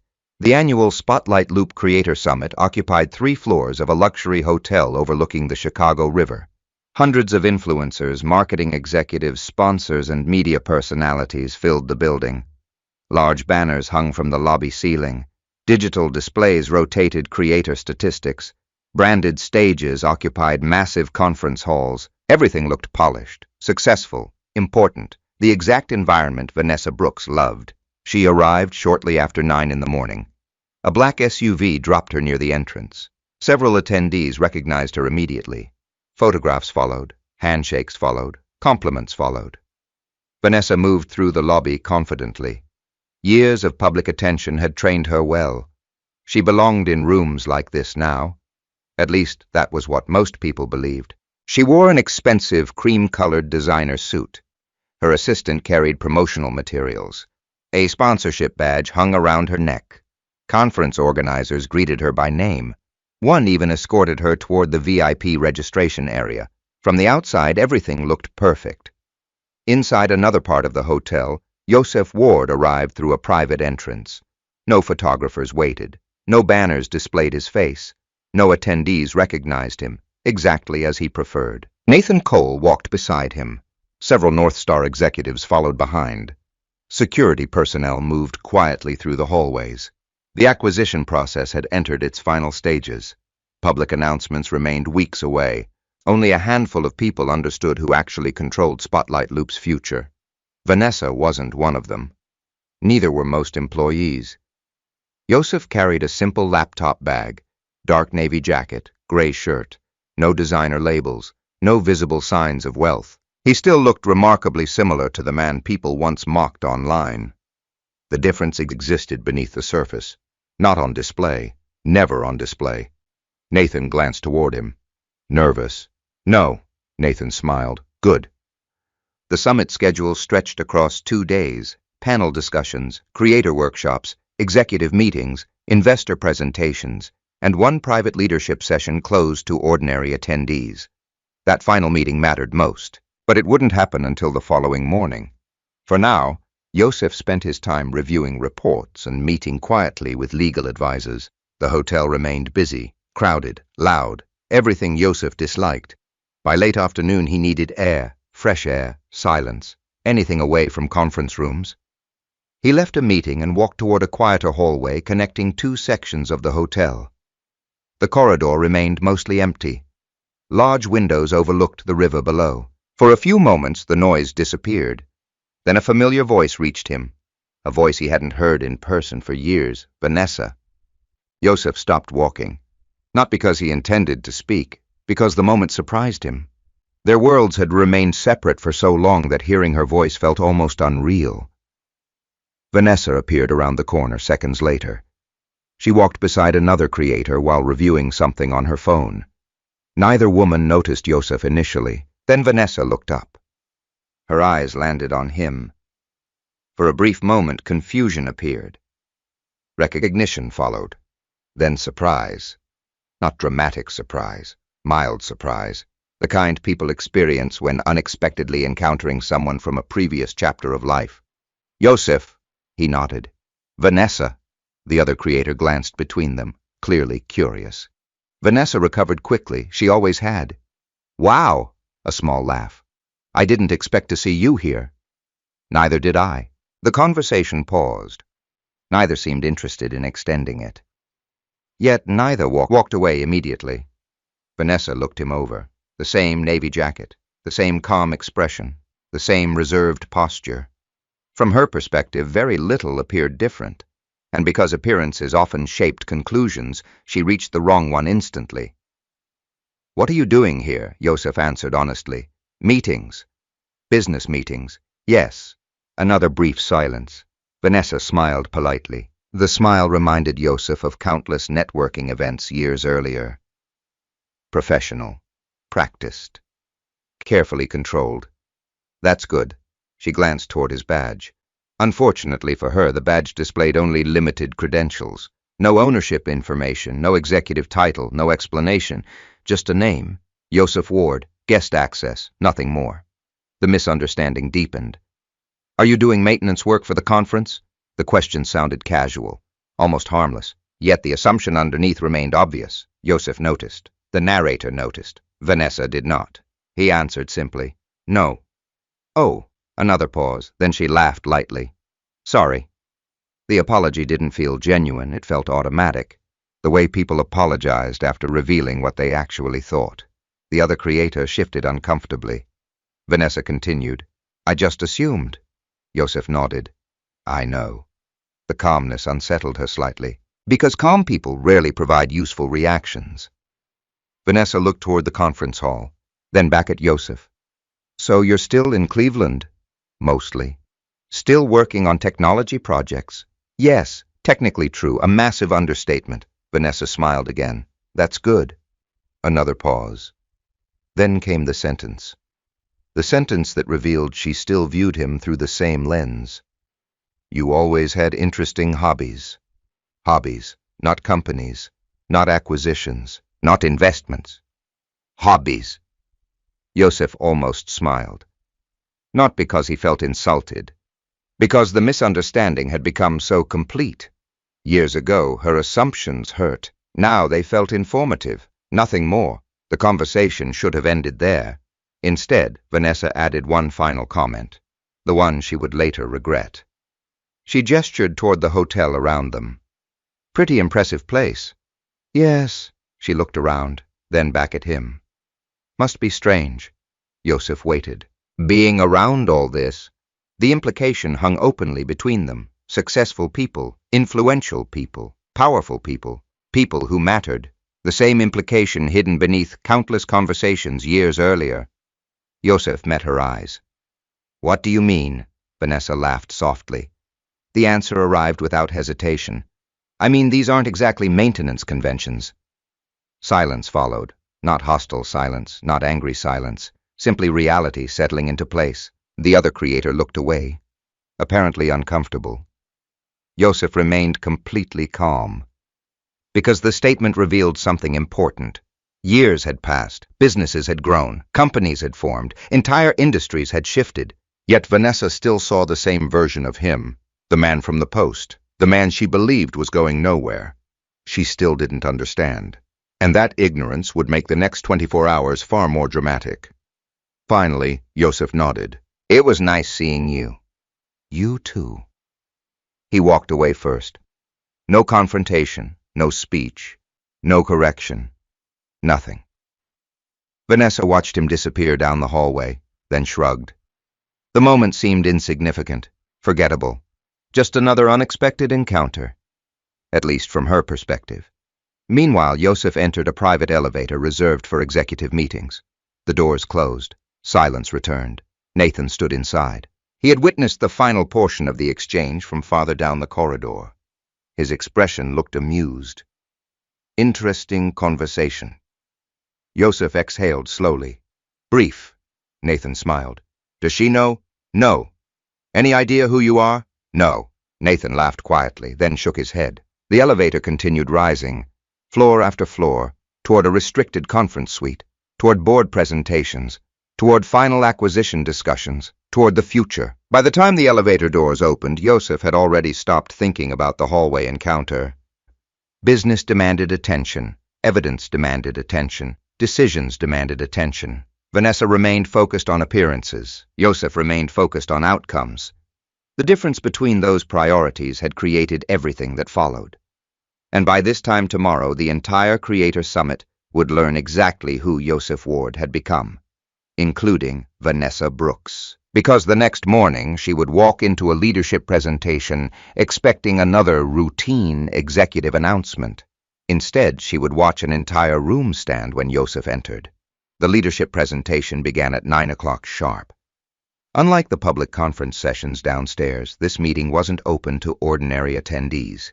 No live stream, no audience, no creators recording content for social media. Only senior executives, major partners, key advertisers, investors, legal advisors, and a carefully selected group of high-performing creators.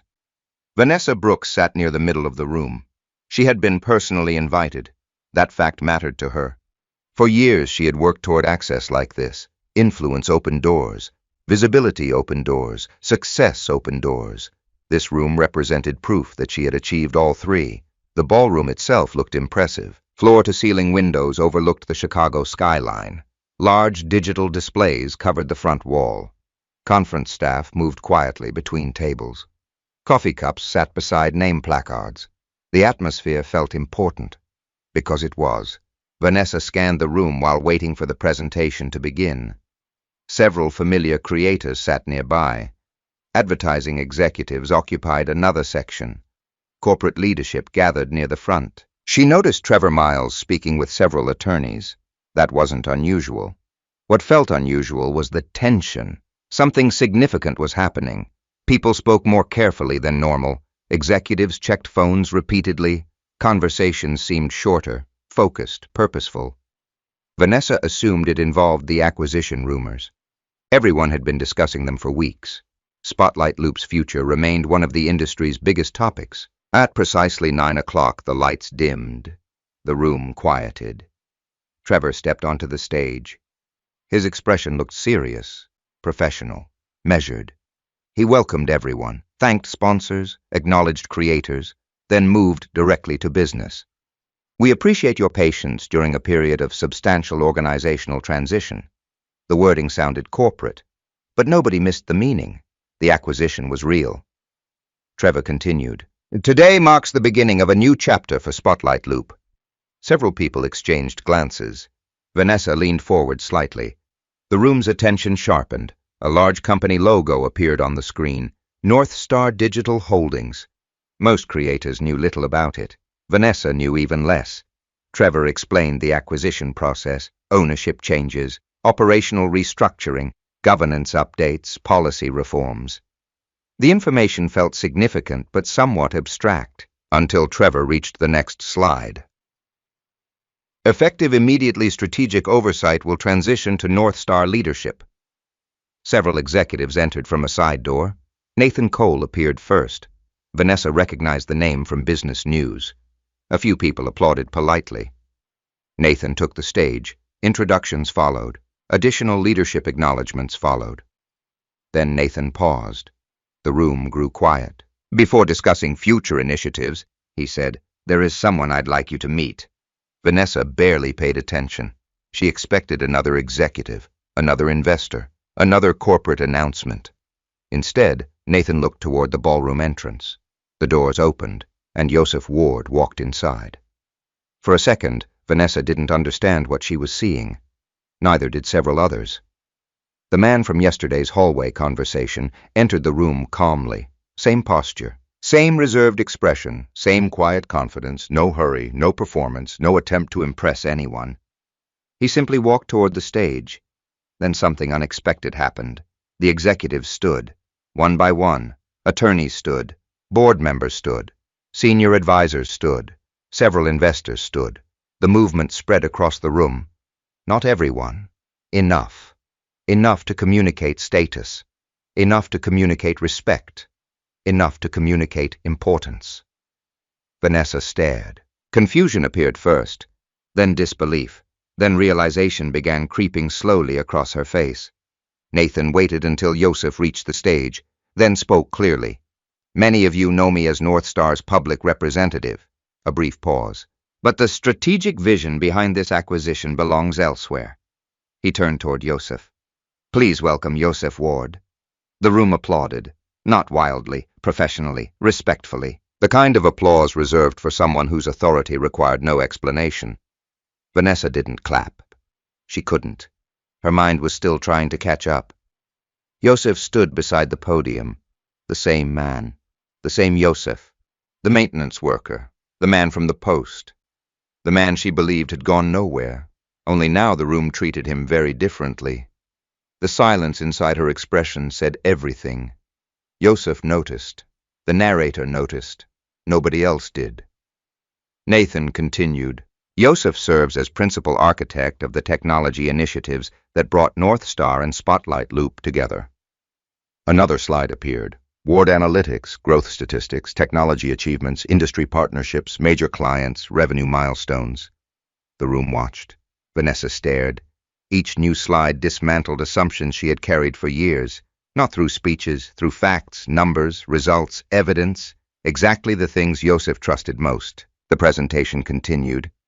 Yet Yosef never mentioned the past, never mentioned her, never mentioned the post. Nothing personal appeared. Only business, only strategy, only future plans, which somehow made the moment even more powerful. Because humiliation wasn't the goal, progress was. After several minutes, Yosef stepped toward the podium. The room quieted immediately. His voice remained calm, measured, controlled. Spotlight Loop has extraordinary potential. No dramatic opening, no grand speech, just direct communication. He outlined operational goals. Trust improvements, creator protections, platform accountability, infrastructure upgrades. Everything sounded practical, reasonable, necessary. Then he reached the section that mattered most. A new slide appeared. Creator Integrity Review Program.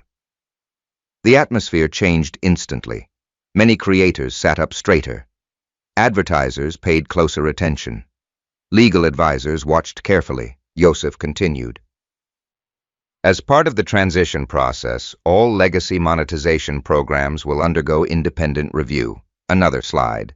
Policy enforcement, standardization, no exceptions, no preferential treatment, no protected accounts. The words remained simple.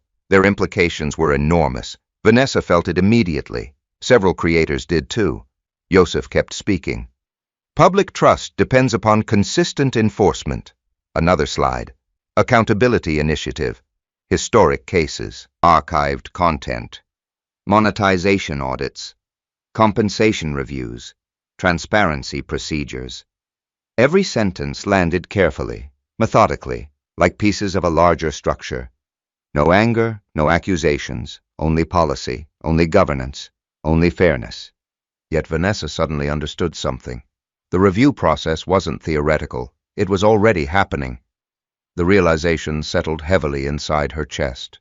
Across the room, Trevor exchanged a brief glance with legal counsel. The timing had arrived. A notification appeared on several executive tablets, then another, then another.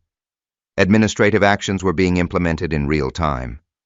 Yosef never looked toward Vanessa. He didn't need to. Because the system was handling everything, the way systems should. A few moments later, Vanessa's phone vibrated. She ignored it. Then it vibrated again, and again. Finally, she looked down. A platform notification. Her expression changed instantly. She opened it, read it, then read it again. The color drained from her face. Account status under review. Monetization temporarily suspended, access restrictions applied pending audit. The message appeared simple, professional, clinical, yet everyone familiar with the industry understood what it meant, a serious investigation. Vanessa immediately opened the app, navigated toward her account. Everything still existed. Her content remained visible. Then she checked the post, the one that started everything, the one that helped build her brand. The one she had referenced for years. She opened the management options, selected edit controls, then deletion settings. Nothing happened. She tried again. A system notice appeared. Content preservation lock, active records under review. The delete option had been disabled. Vanessa stared at the screen. For the first time in years, she couldn't control the narrative. Not because Yosef stopped her personally, because the evidence had activated a process larger than either of them. On stage, Yosef continued discussing platform improvements, calmly, professionally, as if nothing unusual had happened, which from his perspective was true. This wasn't revenge, it was governance. The difference mattered. And before the summit ended, Vanessa Brooks would learn exactly how much evidence had already been collected. The legal response arrived less than 48 hours after the Creator Summit ended. Yosef expected it. Rachel Harper expected it. North Star's attorneys expected it. Nobody seemed surprised. The email came from Brandon Pierce, a high-profile attorney based in Columbus. Aggressive reputation, expensive reputation. The kind of lawyer people hired when they wanted a problem to disappear quickly. The letter itself followed a familiar formula. Objections, demands, warnings, references to reputational harm, references to contractual obligations, references to possible litigation, several pages of polished legal language attempting to create pressure. Rachel finished reading it, then slid the document across the conference table. "Thoughts?" Yosef asked. Rachel smiled, a dangerous smile, the kind opposing counsel never wanted to see. "My thoughts." She tapped the letter. "He's bluffing." Yosef leaned back. Rachel opened a thick binder, then another, then another. The conference room inside North Star's Cleveland office slowly filled with paperwork. Evidence, records, logs, audit reports. Years earlier, Vanessa's post had relied on assumptions. Now the response relied on documentation. The difference mattered. Brandon Pierce claimed Vanessa had been unfairly targeted. Rachel opened the first folder, System Logs. Brandon questioned the account restrictions. Rachel opened the second folder, Policy Reviews. Brandon challenged monetization suspensions. Rachel opened the third, Revenue Reports. Every argument encountered records. Every objection encountered evidence. Facts possess a frustrating habit. They remain stubborn, especially when properly documented. Several days later, formal settlement discussions began. Not because North Star feared litigation, because responsible companies explored resolution before escalation. The meeting took place inside a law office overlooking Public Square in downtown Cleveland. Large windows, dark wood conference table, neutral artwork, everything designed to feel professional rather than dramatic. Vanessa arrived with Brandon Pierce. 2 additional attorneys accompanied them. Across the table sat Rachel Harper, North Star counsel, compliance specialists, and Yosef. Vanessa looked different than she had in Chicago. Not physically, emotionally. The confidence remained. Yet uncertainty had appeared around the edges. Weeks of investigation would do that. The audit continued producing findings. More records surfaced, more connections emerged, more questions demanded answers. As everyone settled into their seats, Brandon began speaking. Predictable arguments, professional objections, concerns regarding platform procedures. Yosef listened quietly. The narrator noticed something interesting. Vanessa spent more time watching Yosef than Rachel, perhaps because Rachel represented the legal challenge, but Yosef represented something harder to understand. The reality she never anticipated, the reality she never bothered to imagine. After nearly an hour of discussion, Rachel finally opened the evidence files. The atmosphere changed immediately. The first presentation focused on account activity, coordinated engagement patterns, related accounts, behavior analysis, technical records. Brandon interrupted twice, then stopped interrupting. The data looked solid, very solid. The second presentation focused on monetization, advertising revenue, creator incentive payments, traffic promotion, historical earnings connected directly to the content under review. Numbers appeared on the screen. Tables, charts, documentation, nothing emotional, nothing theatrical, just facts. Vanessa's expression tightened slightly, because numbers are difficult to argue with. The third presentation proved most significant. Internal moderation records, employee reviews, policy concerns, administrative decisions, archived communications. The room became noticeably quieter. Several minutes passed without interruption. At one point, Brandon removed his glasses, read a document again, then read it a third time. That alone told Rachel everything she needed to know. The evidence was landing. By lunchtime, the discussion shifted toward potential resolutions. The legal questions remained complicated. The business questions were simpler. North Star wanted accountability, policy consistency, corrective action, transparency, nothing more, nothing less. The negotiation continued throughout the afternoon. Eventually, the broad outlines emerged. Revenue connected directly to improper monetization activities would require repayment. Certain creator privileges would be permanently revoked. Compliance monitoring would continue. Additional disclosures would be required. Most importantly, a public correction process would occur. Not an apology tour, not a social media spectacle. A correction, a factual record. The distinction mattered enormously to Yosef. Late in the day, Brandon requested a private conversation. Only 4 people remained in the room. Brandon, Vanessa, Rachel, Yosef.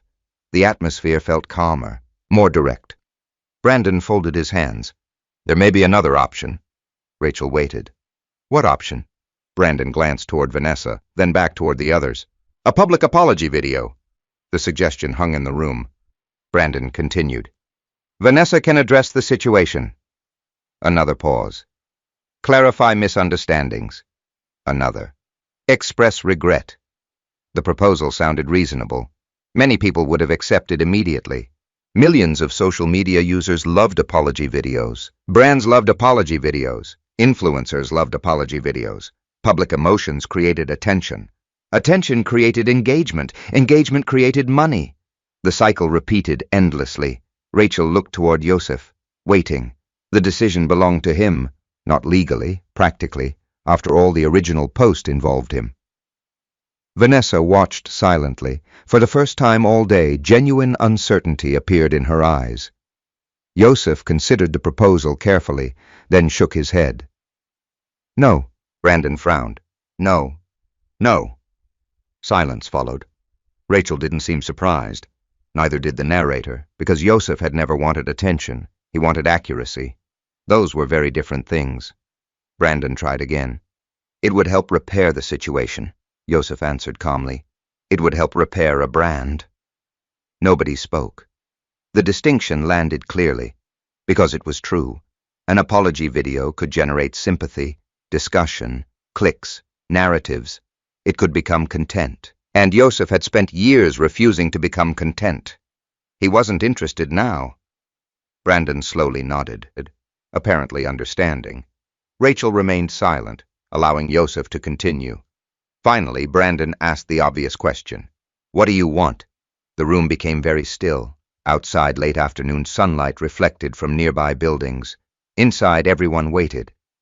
Yosef looked toward the conference table, then toward the evidence folders, then finally toward Vanessa, not with anger, not with triumph, simply with clarity. The truth, another pause, attached to the original post. No dramatic speech followed, no emotional confrontation, only that. The truth attached to the original record, the same record that generated attention, revenue, visibility, years of assumptions. If the story remained public, then the correction should remain public too. Rachel smiled slightly, because legally the request made perfect sense. More importantly, morally, it made sense. The original narrative had traveled everywhere. The correction deserved the same opportunity. Several weeks later, final terms were completed. Compliance reviews concluded. Repayment structures were established. Policy reforms moved forward. Spotlight Loop announced major updates to creator accountability standards. Archived content procedures changed. Monetization oversight changed. Enforcement transparency changed. The platform began evolving, slowly, methodically, the way meaningful change usually happens. Then one morning, Yosef received a message from Rachel, only 3 words. It's live. Yosef opened his laptop, navigated to Spotlight Loop, opened the post, the same one, still visible, still public, still carrying the words that once defined him. But now, something new appeared above it. An official notice, a correction statement, references to disputed claims, policy findings, monetization review outcomes, documented concerns regarding coordinated harassment activity. Nothing sensational, nothing emotional, just facts. The truth finally attached itself to the record. Yosef stared at the screen for a long moment. Years earlier, he almost wrote a response. Years earlier, he almost joined the argument. Years earlier, he almost fought for public approval. Instead, he built, and now the evidence spoke for him. The process should have felt like victory. It didn't. It felt like closure. Because for Yosef, the story had never really been about Vanessa. It had always been about what came after. And as he closed the laptop, he realized something surprising. For the first time in years, he no longer cared what the post said, only what he planned to build next. The post never came down. That surprised many people. Some expected Yosef Ward to delete it immediately. Others expected North Star to remove it as part of the platform's restructuring process. A few critics even claimed leaving it online was another form of punishment. They misunderstood the purpose entirely. The post remained because records mattered, history mattered, evidence mattered. Deleting the post would erase part of the truth. Keeping it visible with corrections attached preserved the entire story. The original claims remained. The documented findings remained. The audit notice remained. The public could see everything, then decide for themselves. That was the point. One cold morning, several months later, Yosef sat alone inside a conference room at North Star's Cleveland headquarters. A large monitor displayed quarterly reports. Spotlight Loop continued improving. Trust metrics had increased. Advertiser retention had improved. Creator complaints had decreased. The platform wasn't perfect. No platform ever would be. But it was better, and better mattered. Alicia Patel entered carrying coffee, the same way she had done countless times over the years. Some things never changed. She placed a cup beside him. "Good news." Yosef looked up. "There usually is when you smile like that." Alicia laughed. "Fair." She handed him a report. The document outlined the latest progress of a new initiative, one particularly important initiative. Several months earlier, Yosef had approved funding for a digital protection program. Originally, the concept seemed small. A resource center, educational tools, support systems, nothing dramatic. Then the project expanded. Law firms joined. Cybersecurity specialists joined. Researchers joined. Victims joined. The program evolved into something larger, a national initiative helping ordinary people targeted by online harassment campaigns. Teachers, small business owners, students, private citizens. People who suddenly found themselves trapped inside viral narratives they never asked for. Yosef understood those people. He had once been one of them. Now he possessed resources capable of helping.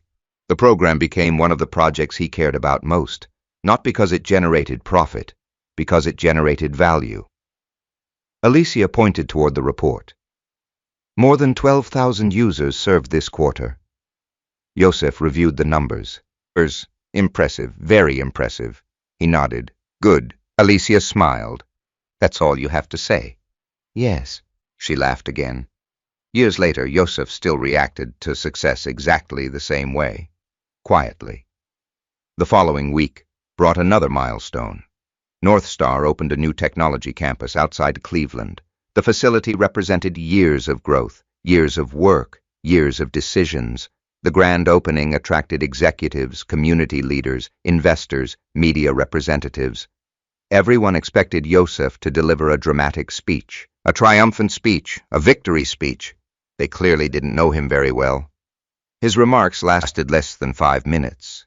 He thanked employees, acknowledged partners, recognized the people who built the company, then stepped away from the microphone.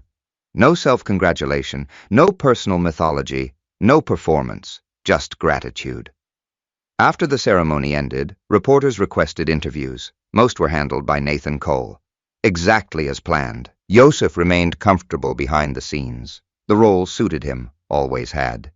Several days later, he found himself driving through Lakewood. Not for business, not for meetings, not for strategy, just driving.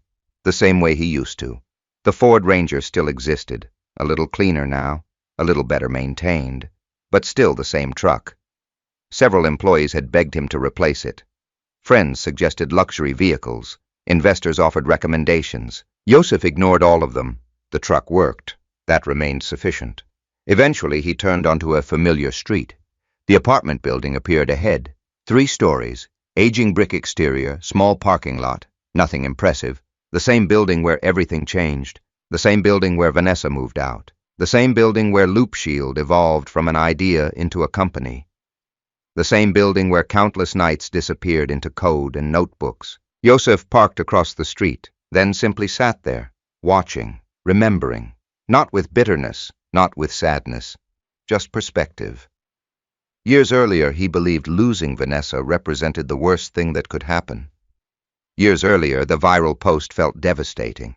Years earlier, public humiliation felt permanent. He smiled slightly. Not because the experience was funny, because it was temporary. Temporary things often feel permanent while we're living through them. The apartment building remained unchanged. Yosef had changed. That was the difference. His phone vibrated. A message from Rachel Harper, short as usual. Settlement complete. Yosef typed back. Thank you. Nothing more. There was nothing left to fight. Nothing left to prove. The legal matters had concluded. The audits had concluded. The corrections existed. The evidence existed. The truth existed. The rest belonged to history. As evening approached, Yosef drove toward Lake Erie, a place he always returned to when thinking. The shoreline looked calm. The water stretched endlessly toward the horizon. He parked near a public overlook and stepped outside. Cool air rolled across the lake. The city skyline glowed behind him. The sun began descending slowly. Orange light reflected across the water. For a long time, Yosef stood alone. No meetings, no lawyers, no executives, no notifications. Just silence, the kind of silence he had always preferred. Years earlier, Vanessa had looked at him and seen limitation. A maintenance worker, an old truck, a quiet man, nothing more. Many others saw the same thing. The problem was never what they saw. The problem was assuming that was all there was. People often confuse visibility with value. The loudest person in a room isn't always the most capable. The richest-looking person isn't always the wealthiest. The most impressive story isn't always the true one. Yosef learned that lesson long ago, and he never forgot it. The sky darkened gradually. Lights appeared across the shoreline. The city continued moving. Cars traveled highways. Businesses operated. Lives unfolded. Somewhere online the post still existed. A permanent record, not of defeat, of transformation. The sentence that once defined him had become something else entirely. A reminder, a marker, proof of how wrong assumptions can be. Yosef looked toward the horizon one final time, then turned back toward the parking lot. Tomorrow would bring more work, more decisions, more projects, more people needing help. The future remained busy, but peaceful, and as he walked toward the old Ford Ranger, one truth remained undeniable. The greatest victory in his life was never becoming more successful than Vanessa Brooks. It was becoming someone whose sense of worth no longer depended on her opinion. The engine started immediately, as always. Yosef drove away, the lake behind him, the city ahead, and for the first time in many years, absolutely nothing left to prove. Some of the deepest wounds in life don't come from strangers. They come from people who once knew us well enough to know exactly where to aim. What happened to Yosef wasn't just a breakup. It was a public judgment. A moment when someone else tried to define his value before he had finished writing his own story. The most important thing he did wasn't building a company. It wasn't buying a platform. It wasn't winning a legal battle. It was refusing to let humiliation decide who he would become. While other people argued, he worked. While other people talked, he documented. While other people chased attention, he focused on substance. Most of us will never buy a social media platform. But many of us have experienced being underestimated. Maybe someone dismissed your dream. Maybe they laughed at your job, your appearance, your background, or the pace of your progress. The lesson isn't that you'll someday prove them wrong in spectacular fashion. The lesson is that their opinion never had the authority to define your future in the first place. I'd love to hear from you. Have you ever been underestimated by someone who later discovered they were wrong? Share your experience in the comments. And if you enjoyed this story, subscribe to the channel. Tomorrow's story is about another quiet person, everyone ignored until one unexpected decision changed the course of an entire family.